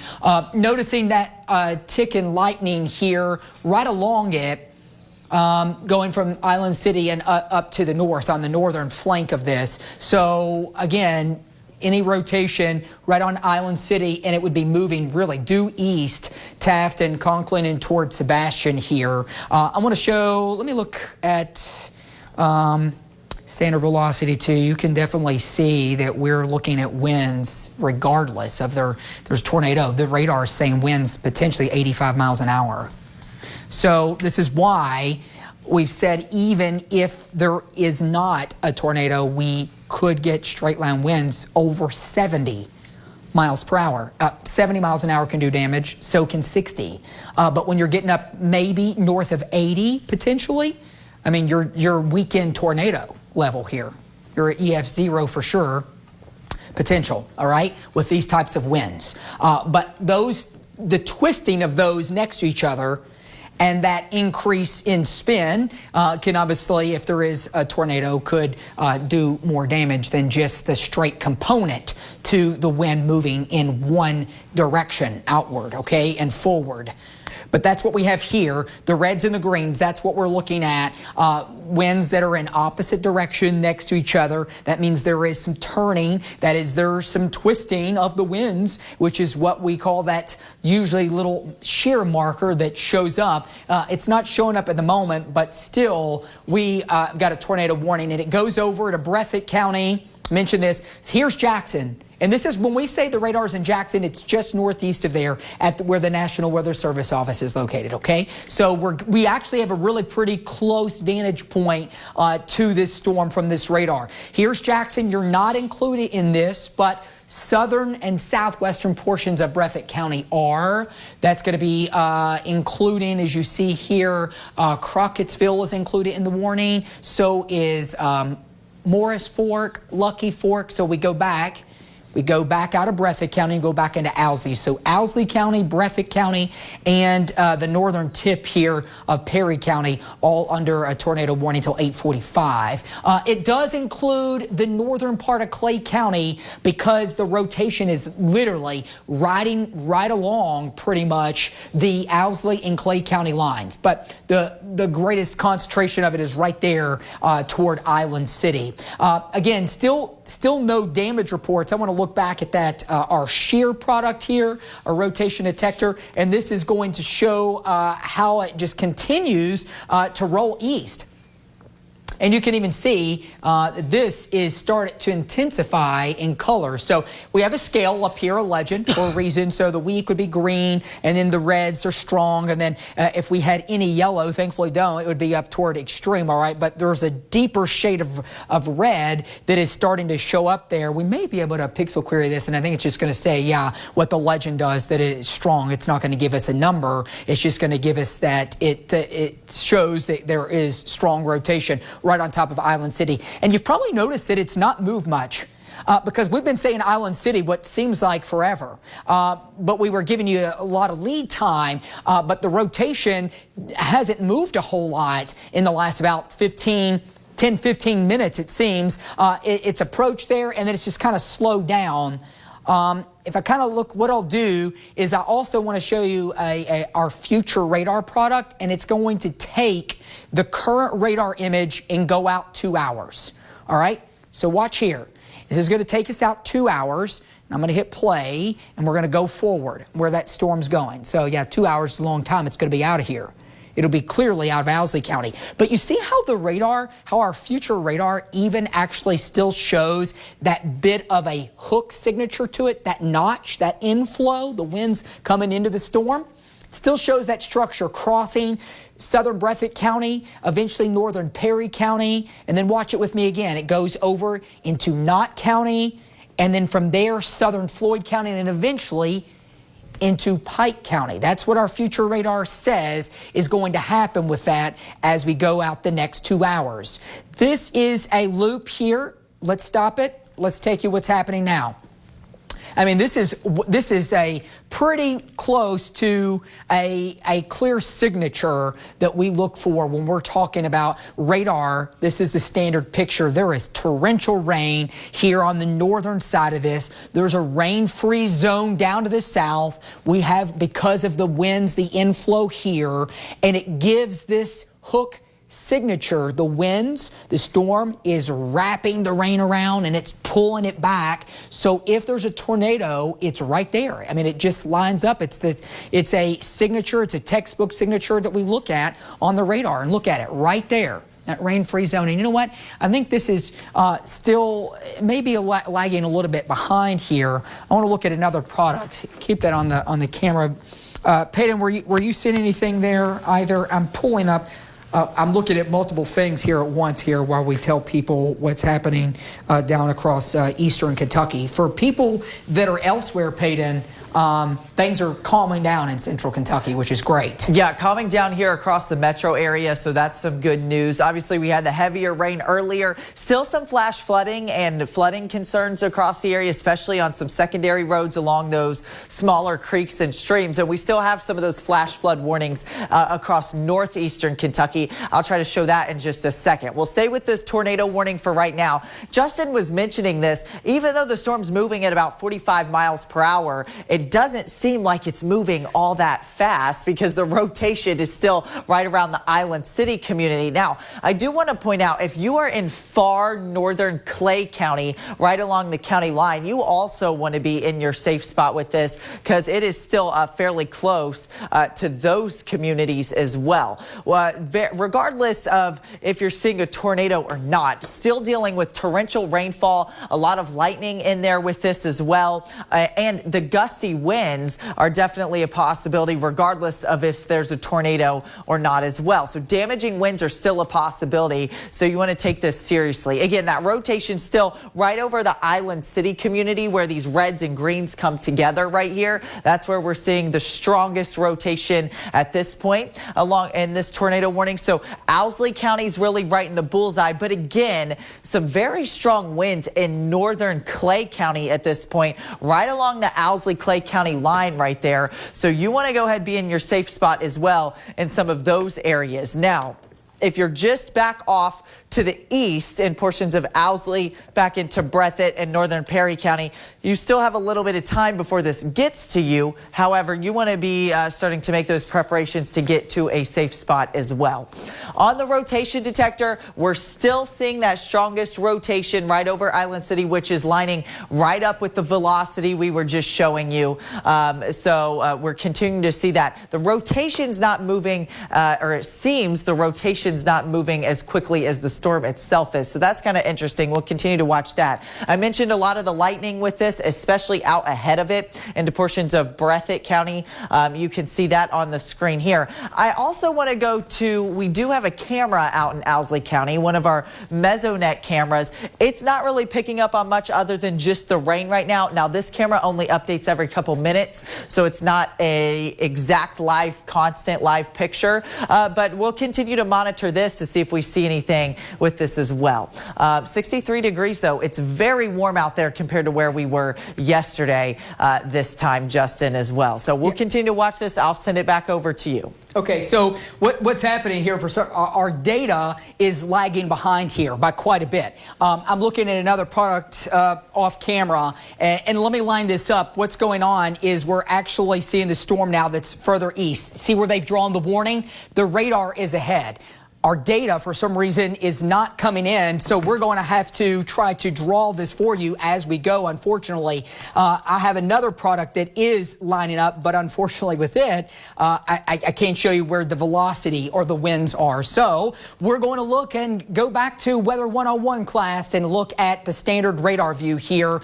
All right, so Island City, rotation is gone. It's out of there. I know we've been saying that, but our radar data was lagging behind. If there is a tornado, it's going to be east of there, and our skip markers, these lines that show up, storm track lines that show up, is updating on time. So, all right, Arnett 836, Lucky Fork 836, Morris Fork 839, Buckhorn at 842, Sebastian's Branch 842, and Beach at 844. So if there is a tornado, it is now into eastern Owsley County, right around Arnett, Lucky Fork areas, and it will be going over into southern Breathitt County. So places like Talbot there, now showing up at 844. Eventually, again, down to Buckhorn, and looks like Altro, and then Roosevelt, and then Ingle. It'll just keep moving east here, but this is where the current radar scan does put it here. All right, let me clear this off for you, and we can show you the standard radar view with all these boxes off of there. Boonville, all right, heaviest rain, south view. Island City, rotation, south and east. You're clear. You can come out of your safe spot, Island City, if you're watching right there. Where we would potentially still have a tornado, if we do, it's going to be right here, Morris Fork and Crockett'sville, as I mentioned, and here's Buckhorn. So you're talking about, remember, an area here in Buckhorn that was impacted a couple years ago by the big flooding. This is an area that's in the path of a potential tornado. All right, here, Morris Fork, Buckhorn, Dellsburg, up toward Beach, which you're going back into Breathitt County. So we've got a number of counties coming together. Owsley's here, Breathitt's here, and Perry County is here. Let me go back to our other products. See, the data isn't updating. So we'll go back. Let me look here at this product showing less wind, but we still definitely have strong winds that are showing up here. Let me go back to the other product. Bear with me here for just a minute.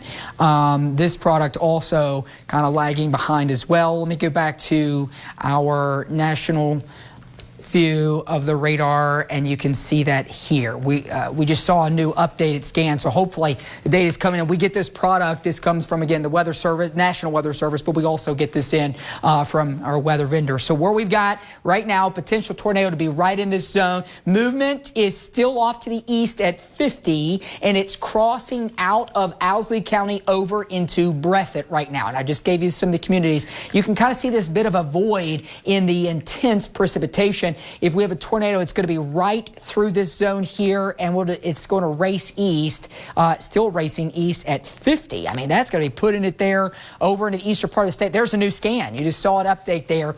So Beach, it's on top of you at 842, if not right now. You're getting rain, you're getting wind. It's going to be picking up, potential intensity going higher. Barwick 846, Wolf Cole at 846, and down eventually here toward Ingle at 853. Hold on a second. I'm going to match this up with other data I look at here. They've not extended a severe thunderstorm warning yet, and they've not extended the tornado warning yet either. I'm going to look, see if this is still matching up with what I'm showing you here. And it definitely is. So if we have a tornado left, all right, it would be near the Buckhorn area up toward the Beach community and just west of Altro, right in this zone. So right where Perry, and southern Breathitt County come together. Owsley County back to the west. Owsley County, the rotation has cleared there. So Owsley County, you are done with the threat for a tornado, which is great news, all right? The polygon still includes a sliver of the county there, but I see that the rotation here is out ahead where this heaviest rain is, and it's moving eastbound there. And you can see these times are right, okay? They're moving east. Let me clear this off and try to redraw that for you. They're not saying anything additional about extending this yet. Whether they're going to extend it as a severe, they just did right there. But telling us they did not, because they're working, they're keeping an eye on the data like we are, the Weather Service is, and they're now issuing this with a severe thunderstorm warning. So the tornado warning will be allowed to expire in just a few moments, and it's going to be replaced here with a severe thunderstorm warning, all right? And then it's going to be rolling east over to Perry County, and this is going to be taking us over into Knott County. That's till 9:30, but there still is some rotation that's in here. You notice this uptick in lightning that's on the northern part of this. This is the strongest part of the storm that's in Breathitt County and working its way east. Let me clear off this warning, and then I'll give you some of the smaller communities again that are within that zone where we could still potentially have a tornado. Right in here, out of Breathitt and Perry County together. Let me zoom back and get you some of the smaller communities showing up. All right, so here's Crockettsville, here's Buckhorn, there's Beach, Outro, and then I think that says Barwick. It does. Okay. Says the Barwick community. That's going to be off to the east over toward Lamont. And Lamont is going to be deeper into northern Perry County. All right. So even though they issued a severe thunderstorm warning, we're still looking at the storm for that capability of possibly producing a tornado. Look here, finally, we got our radar data has come back. It's great. We want this because this gives us more ability to see where there's potential rotation. Peyton, this thing is really flattened out in the latest scan quite a bit. We've lost where the reds and greens really were meeting together, what we would call a couplet, where they're meeting and touching. And it's definitely more broad here, but we're looking still. The reason that's why they went ahead and gone with severe thunderstorm warnings is because the rotation weakened down to at least the level that now we could be looking at in this part of the state. Southern Breathitt County, northern Perry County, for winds that may be gusting up to about 60 miles per hour, which, as we've talked about all morning, can still do some damage. I'll let you take it over for just a couple minutes. I'm going to look at some more data over here, and I'll be back with you in just a second. Peyton? Yeah, sounds good.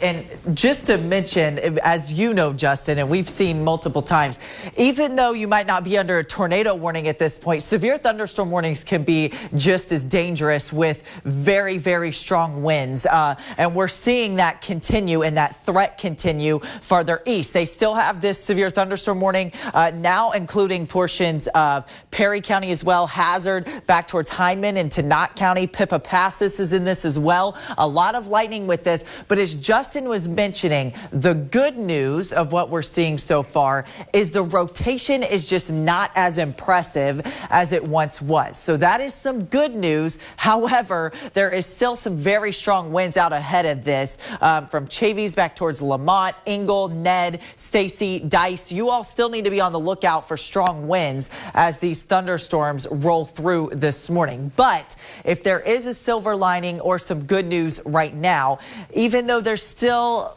maybe a little bit of rotation, it's just not nearly as impressive as it was. Now, that's not to say we couldn't see a quick spin up tornado or something once again, because as we've seen throughout the morning, you'll see the couplet that we like to call it of where the reds and greens come together of the rotation. You can see that tighten very quickly in this sort of scenario. So we'll continue to watch for that. I'm looking at the latest update. This is now, they're saying, moving east at 50 miles per hour once again. Wind gusts upwards of 60 miles per hour. So again, regardless of if there's a tornado with this at this point, there could still be damaging winds and torrential rainfall. So if you're along a small creek or stream, areas like that, or you have a roadway that's along a small creek or stream, just be aware flooding is definitely a possibility with this. We've seen that across the area already throughout the morning as well.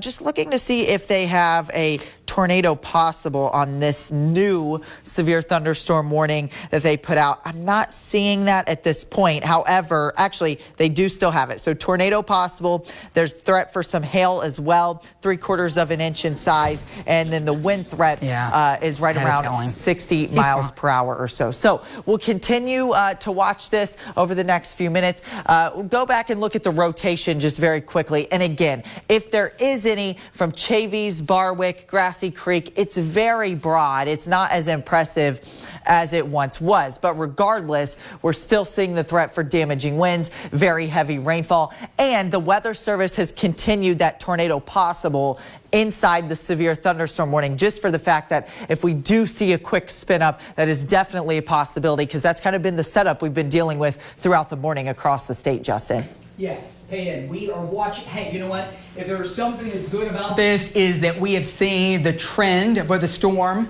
in the last really just 30 minutes to weaken, all right? We're not saying that it's weakened to the point that it's not severe any longer at all. It is just weakened enough, all right, that we're not seeing the same signature for that great of, at the moment, of a tornado threat, more a at least gusty wind and maybe even straight line wind potential crossing out of here. I know we've got things zoomed in quite a bit, so let me zoom back out and show you. This is in Breathitt County here. Here's Perry. And here is Knott County, okay? So where we would have, if there is, again, any rotation, it is very, very broad here. It's still under the southeastern tip there of Breathitt County is the area that Peyton was just mentioning. And this is probably something that you've heard me say a few times already this morning. Where there's an uptick in lightning is an indication of the stronger part of the storm. But also where you have an uptick in lightning can often be another indicator of where we may have more of our rotation, because we can get, not getting too technical here, but this is usually a zone that has been found where you can have your stronger updrafts, potentially where your greatest concentration of lightning is. And look what's happening here, right in this little zone, okay? So Ingle, Roosevelt, Wolf Cole, still seeing mainly a strong straight line wind potential here, as opposed to what we were seeing just a short time ago. Let me show you our shear here. Still seeing it, okay? But do you notice how it's not one concentrated area? It's not one little circle, it's spots. Because the line, the storms, watch here, see how it's lining up, okay? So we for sure still have intense winds that are coming out of Breathitt County and now in the northern part of Perry County. So here's Hazard. Strongest part of this is well to the north of Hazard, all right? Northern part of the county here, closer to Buckhorn and rolling, or it's not east of Buckhorn, but it's moving now in these smaller communities. You'll see here, Ingle and Dice, and here's Lamont. Strongest winds just behind that. So really Ned and Ingle and Lamont, and then eventually would come over toward Stacy and over toward Dice, and then from there eastbound. Now on the southern part of this line, you do see that it's still storming back into, this is into Leslie County, because here's Hyden, so the northern part of Leslie, and then it's still storming as we work our way back into Clay County, Burning Springs, heavy rain.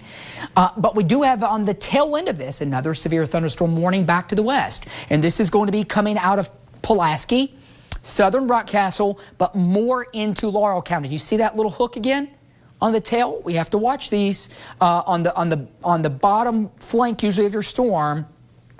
The back southwest corner, you can get some rotation. Now, I mean, it's not super intense, but it's still something that we're looking at as this goes over time. This storm has a capability here in Laurel County to be producing winds that are up to 60, some gusts there. That severe thunderstorm warning for you till 9. Pulaski County to 9, Rockcastle County till 9, okay? But the strongest part of it, where they issued the warning for, is right in here. You see that? And I'll highlight it, and then I'll go back to the wind, and you can see that. This is the part of the storm that they issued this warning for. So it's really crossing out of Pulaski County now and moving over into Laurel County. Let me look at our home view camera down here in Somerset. We'll be looking toward the south, I believe. Yeah, the south. Peyton, can you spin that camera around? We'll do it like live. Yeah, and I actually have some storm report updates for you. This looks like it's coming out of Livingston. Okay. A roof off of a house on Red Hill Road.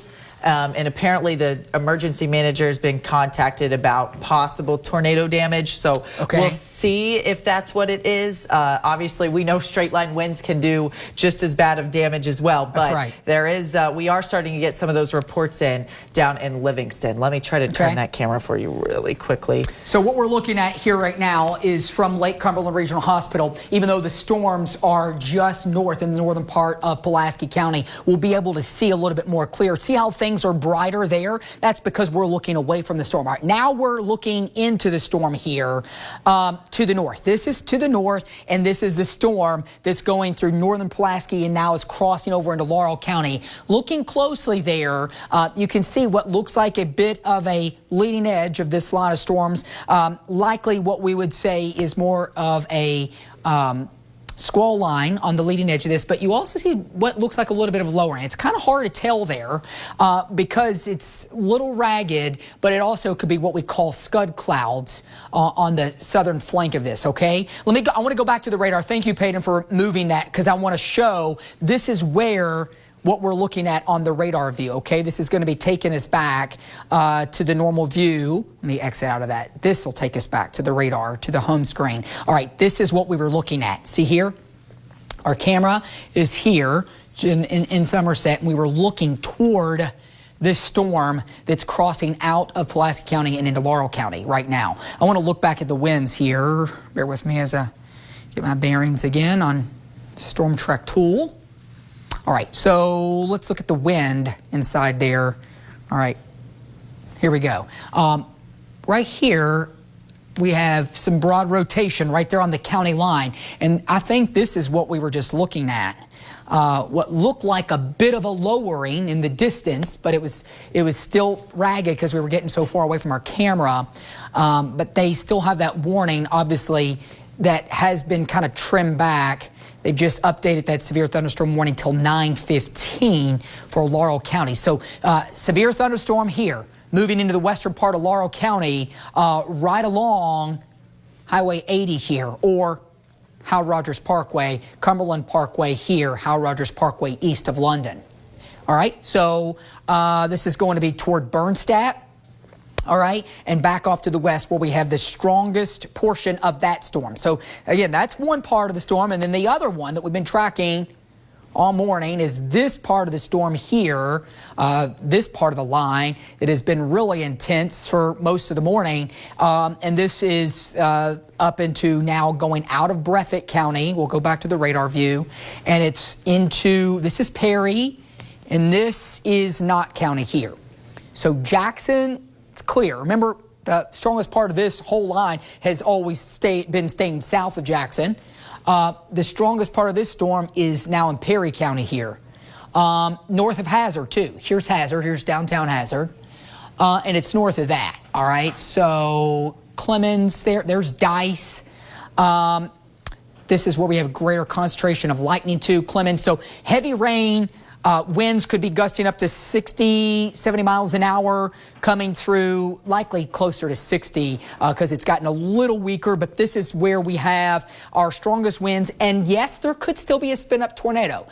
Seeing the winds, at least the rotation, a little weaker than it was earlier, but we could still see a spin-up tornado coming through the northern part of Perry County, and eventually it would track due east, spin moving east, over into, this is going to be Knott County. So you see the Barron Tornado Index. This is what we look at here, this BTI number. It's gone down. Earlier in Owsley County, it was at 6.4.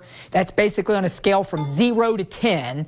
The higher the number, the greater the potential there is for a tornado. The lower the number, the less likely there's a tornado. We're middle of the ground pretty much, 5.6. So we could still see a spin-up tornado coming through here. Dice, it's there now. I know that this is saying this, the timing is 1 minute from now. It's already been doing it.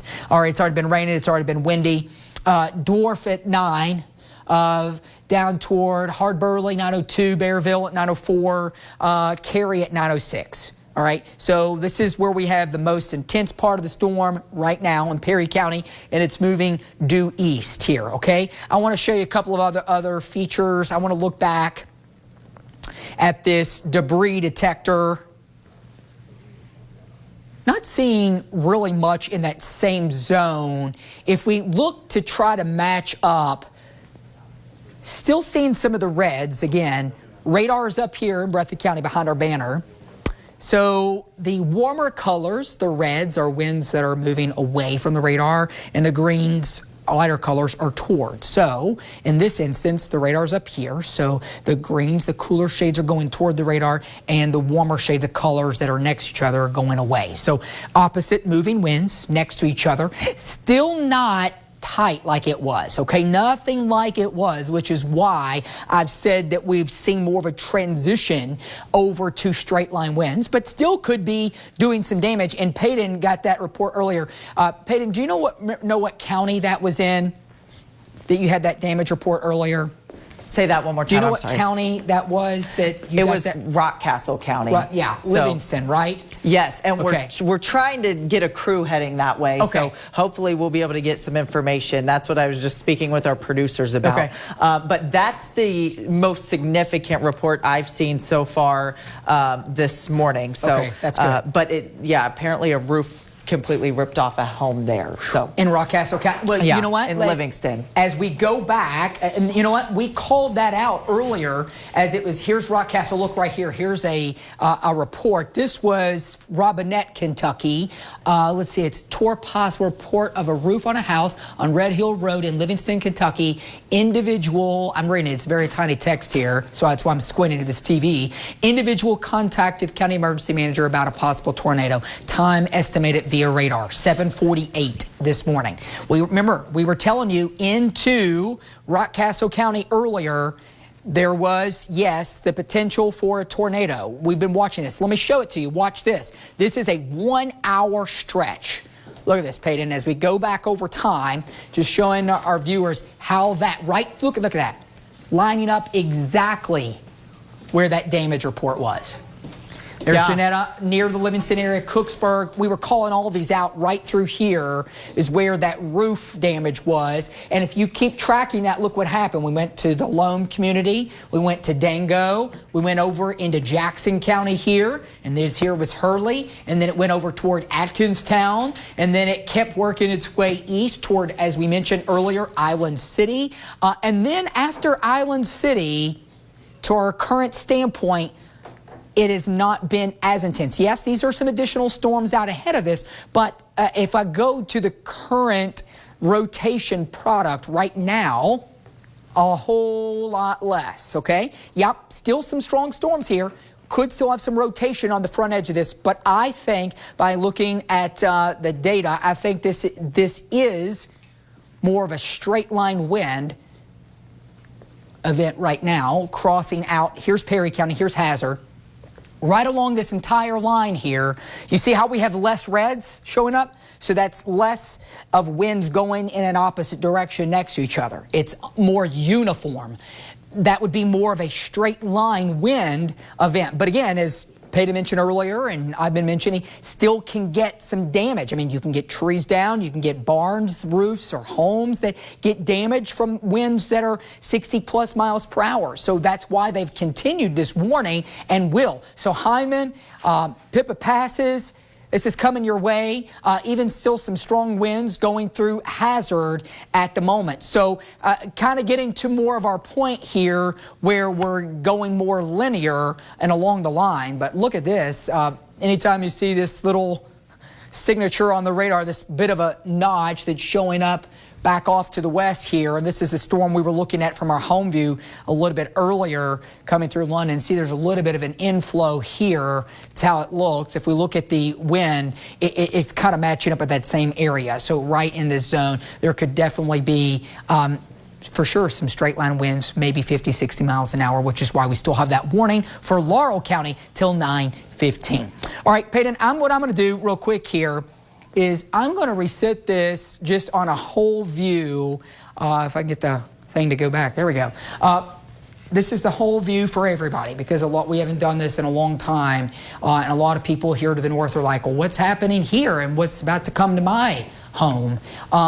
We still have several flash flood warnings, okay, to the north. I know that, and we're going to be looking more in that. We've seen some secondary roads that are into portions of Menifee, Powell, even parts of Estill, even parts of Bath and Montgomery, and even into Rowan County, and up into portions of even Morgan and Elliott County, where some of those secondary roads are covered, even if it's just a little bit of water.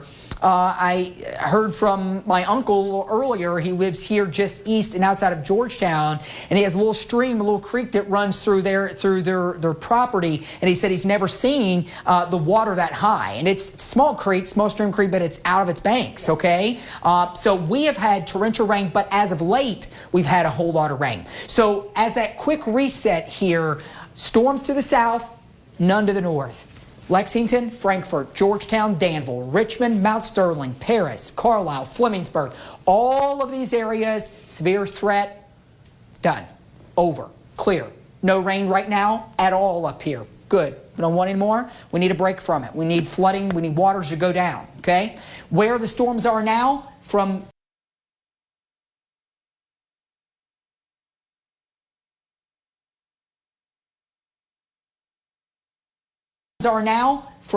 Russell, Pulaski, Laurel, Clay, down into Perry County, and from there over into Knott County, Floyd, up into portions of Johnson, Martin, and Pike, okay? This is going to take another couple of hours, but the intensity of these storms are going down. Still some strong winds here and still some severe weather, some stronger straight line winds. Do you have anything anymore on any damage reports that they were saying? Are they still keeping that on a tornado tag in any of these tornado possible?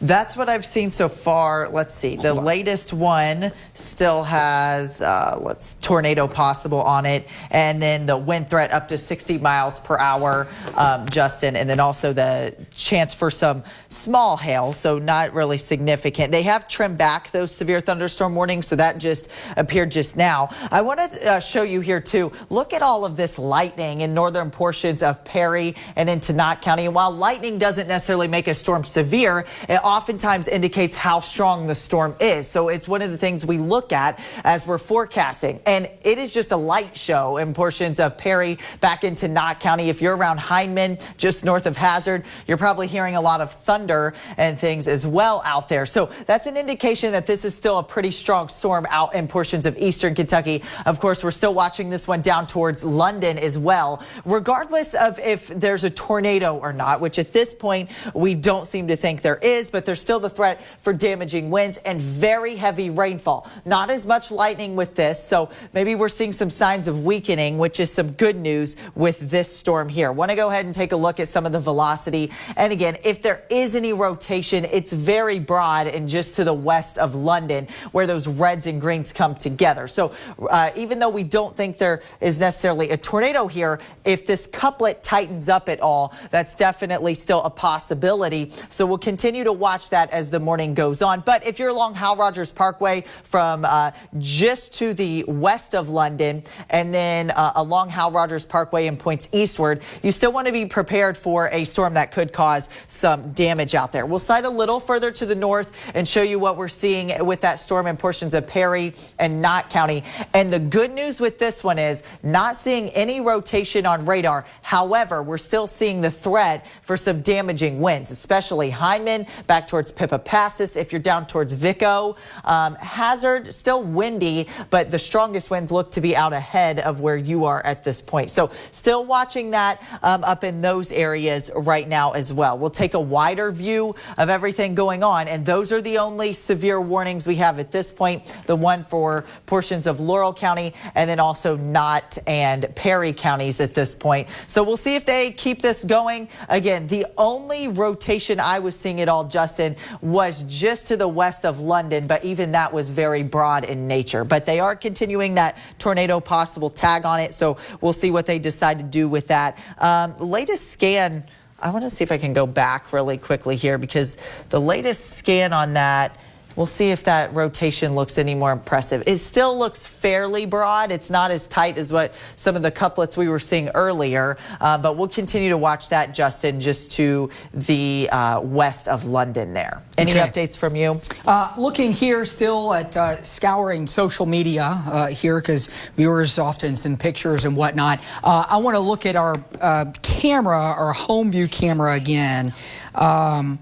Down to the south in Somerset, and the reason I want to do that is because we have another storm that's starting to nudge back in there right along this line. Right now, this is going to be taking us down to Somerset. Look at this, just a wall of water coming in as we're looking. This one's actually looking more toward the storm that's going to be just off to the north of town, and the one that's going back as we go back to the radar, you'll see here, this is the one that's going to be passing over toward out of Pulaski over into Laurel County. They may allow this warning to expire here into Laurel County. They've not extended it. They've not talked about extending it. Really, the strongest storm, as Peyton mentioned, and it's really, to be honest, lost its intensity of rotation, I should say. It's lost its rotation, more of a straight line wind threat, still going out of Perry and running right into Knott County. I mean, there is tons of lightning here that's showing up, and it's coming into Hindman.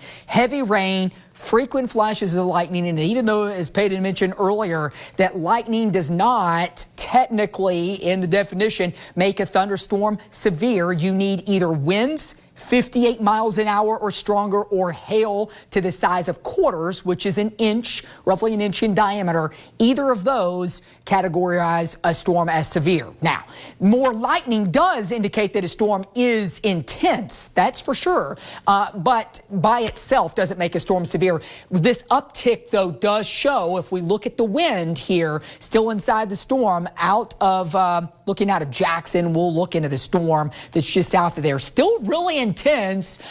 We could be looking, if I clear this off, I'm going to turn off the lightning because we have so much data on here. You have new information? Yeah, there's a new warning now for portions of Pulaski County, northern Wayne County, and back into McCreary and Whitley counties and Laurel counties as well. So it's this storm. It's crossing over parts of the lake right now. So it's just to the southwest of Somerset and just to the southwest of Ferguson, working in the direction of Burnside. So right along the Lake Cumberland region at this point, just south of Cumberland Parkway, but just north of Route 90. So if you're familiar with those areas, about to cross over 27 in between Somerset and Burnside.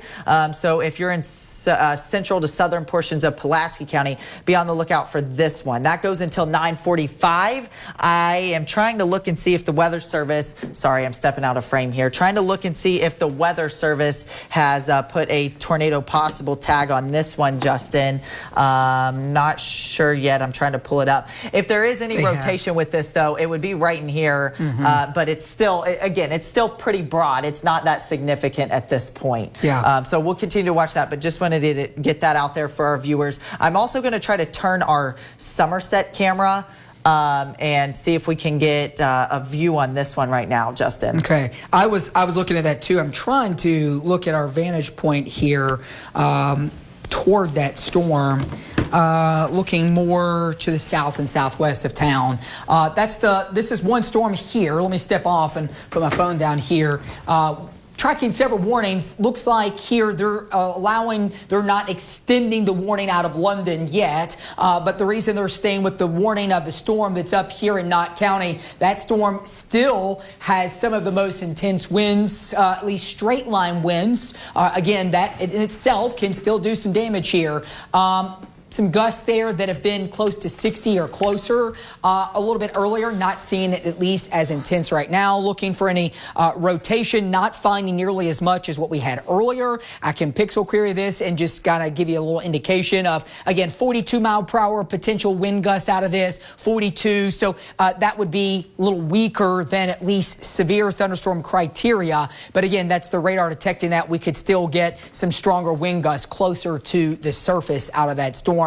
The one that Peyton was just mentioning that we were looking at our camera down to the south, here's Somerset and Ferguson and Burnside just west of there. Our camera view is going to be able to give us a little better picture. Here's Lexington, here's Somerset at that storm. Peyton, you moved that a little bit. Are we looking at that portion of the storm? I'm trying to get bearings which direction we're looking here. All right, so our camera sits on top of Lake Cumberland Regional Hospital there in Somerset, so just in town. We're looking at, again, we're kind of split here because there are two storms. There's one that's to the south, west of the city, and there's one that's also to the north of the city right now. If we go back to the radar, you'll see what I'm talking about here. That to the north, there's the one storm that is departing that is now moving really over here, eastern part of Pulaski County over into Laurel County. But the one that's really the strongest is this part here, which is why they've issued a warning. It includes Burnside here. That's till 9:45. It does not actually include downtown Somerset at all. It stays just to the south of that.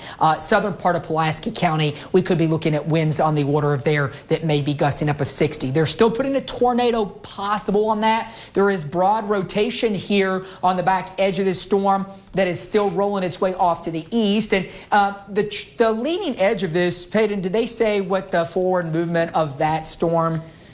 I'm looking right now. Let's see. It's probably close to 50 like the others. Yeah, they're all pretty much around the same. This 45 miles per hour is what it looks like. All right. For this one. Moving east, that strongest portion of the storm where we could see, again, strong winds, but maybe a brief tornado that could spin up right now. It's on Burnside. We've been talking about that. Omega 917, Bauer 922, Mount Victory 925, Sawyer 929, and Bald Rock at 932. And sure enough, we talked about, would they do it? Are they watching it closely? And absolutely they were. Were they going to extend the warning up here in Laurel County? And they have. This warning now goes over into portions of Clay County. You see here, 945. So that's another extension that goes basically from right on top of London here, and it moves east. So near London and south of there, I'm trying to clear this one box off so we can get this storm track off so we can start a new storm track here. It's south of London, in London, and just points to the southeast is where we have really the kind of the most and strongest portion maybe of some straight line winds that are moving through that part of Laurel County. Off to the east, though, Peyton, look, they did extend this warning, too.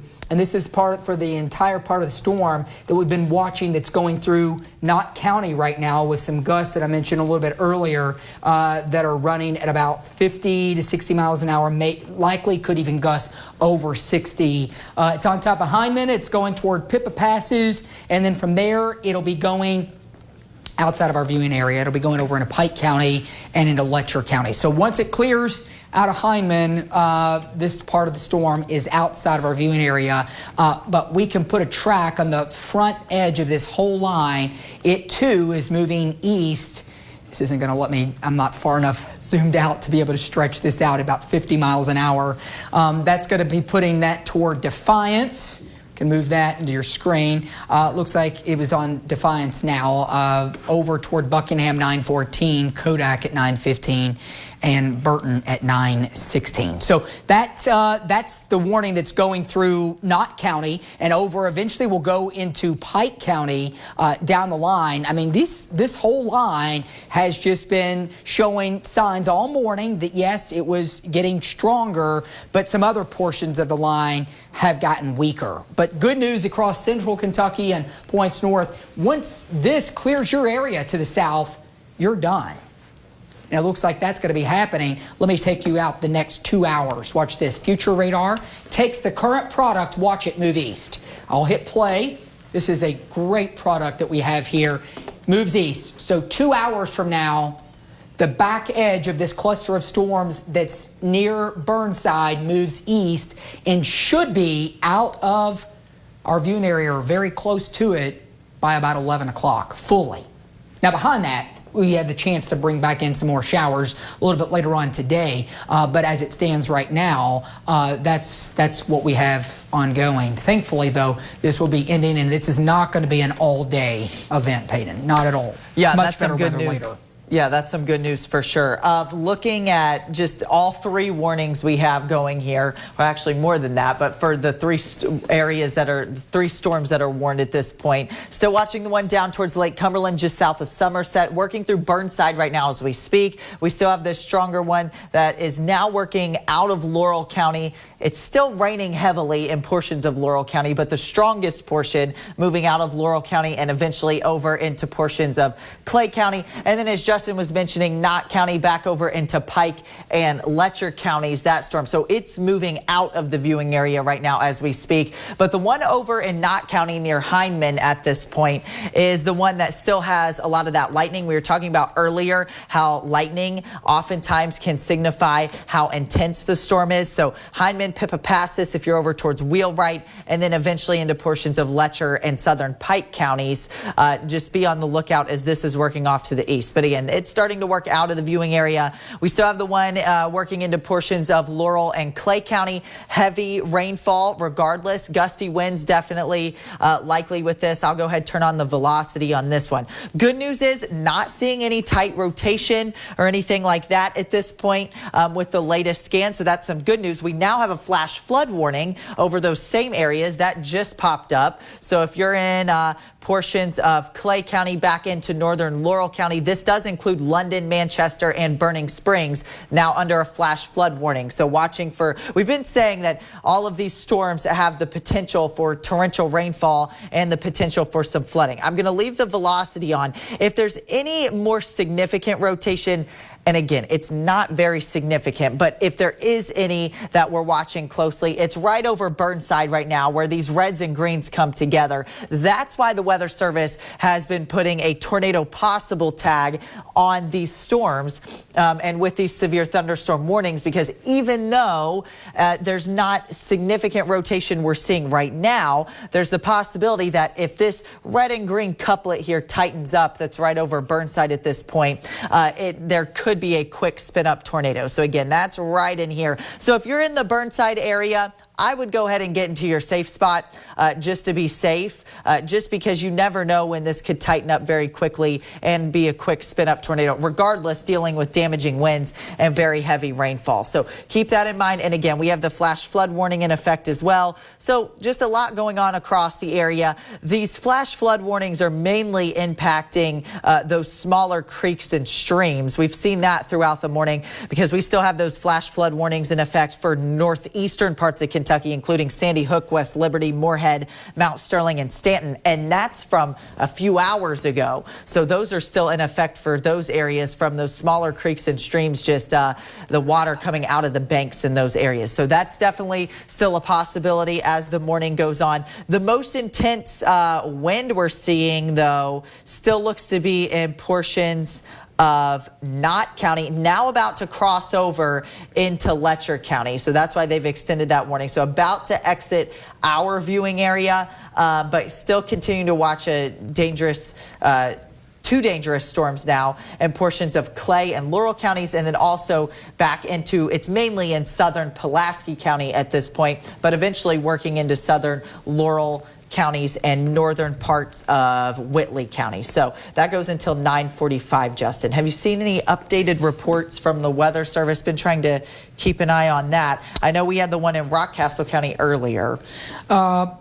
So the overall the trend in the last little bit has been for at least the rotation part of the storms to get a little weaker and be more into what we would call the straight line winds. And we've seen that just really within the last 30 minutes to an hour. Still some very broad rotation with some of these storms down to the south here, south of Somerset, and then rolling over toward London, and still some of those stronger storms east. Not honestly, we haven't had any more reports of any damage coming along the southern extent of any of this, which is good. I mean, we don't want any damage clearly anywhere. I have the storm reports turned on. That's what we're seeing. See these little dots? That's indicating where there would be any types of damage reports. I think we're going to do a quick little recap, and then we're going to go to live from Chevy Chase, and then we'll have a newscast wrap up for you again at 9:30 with these storms as they continue to work their way east.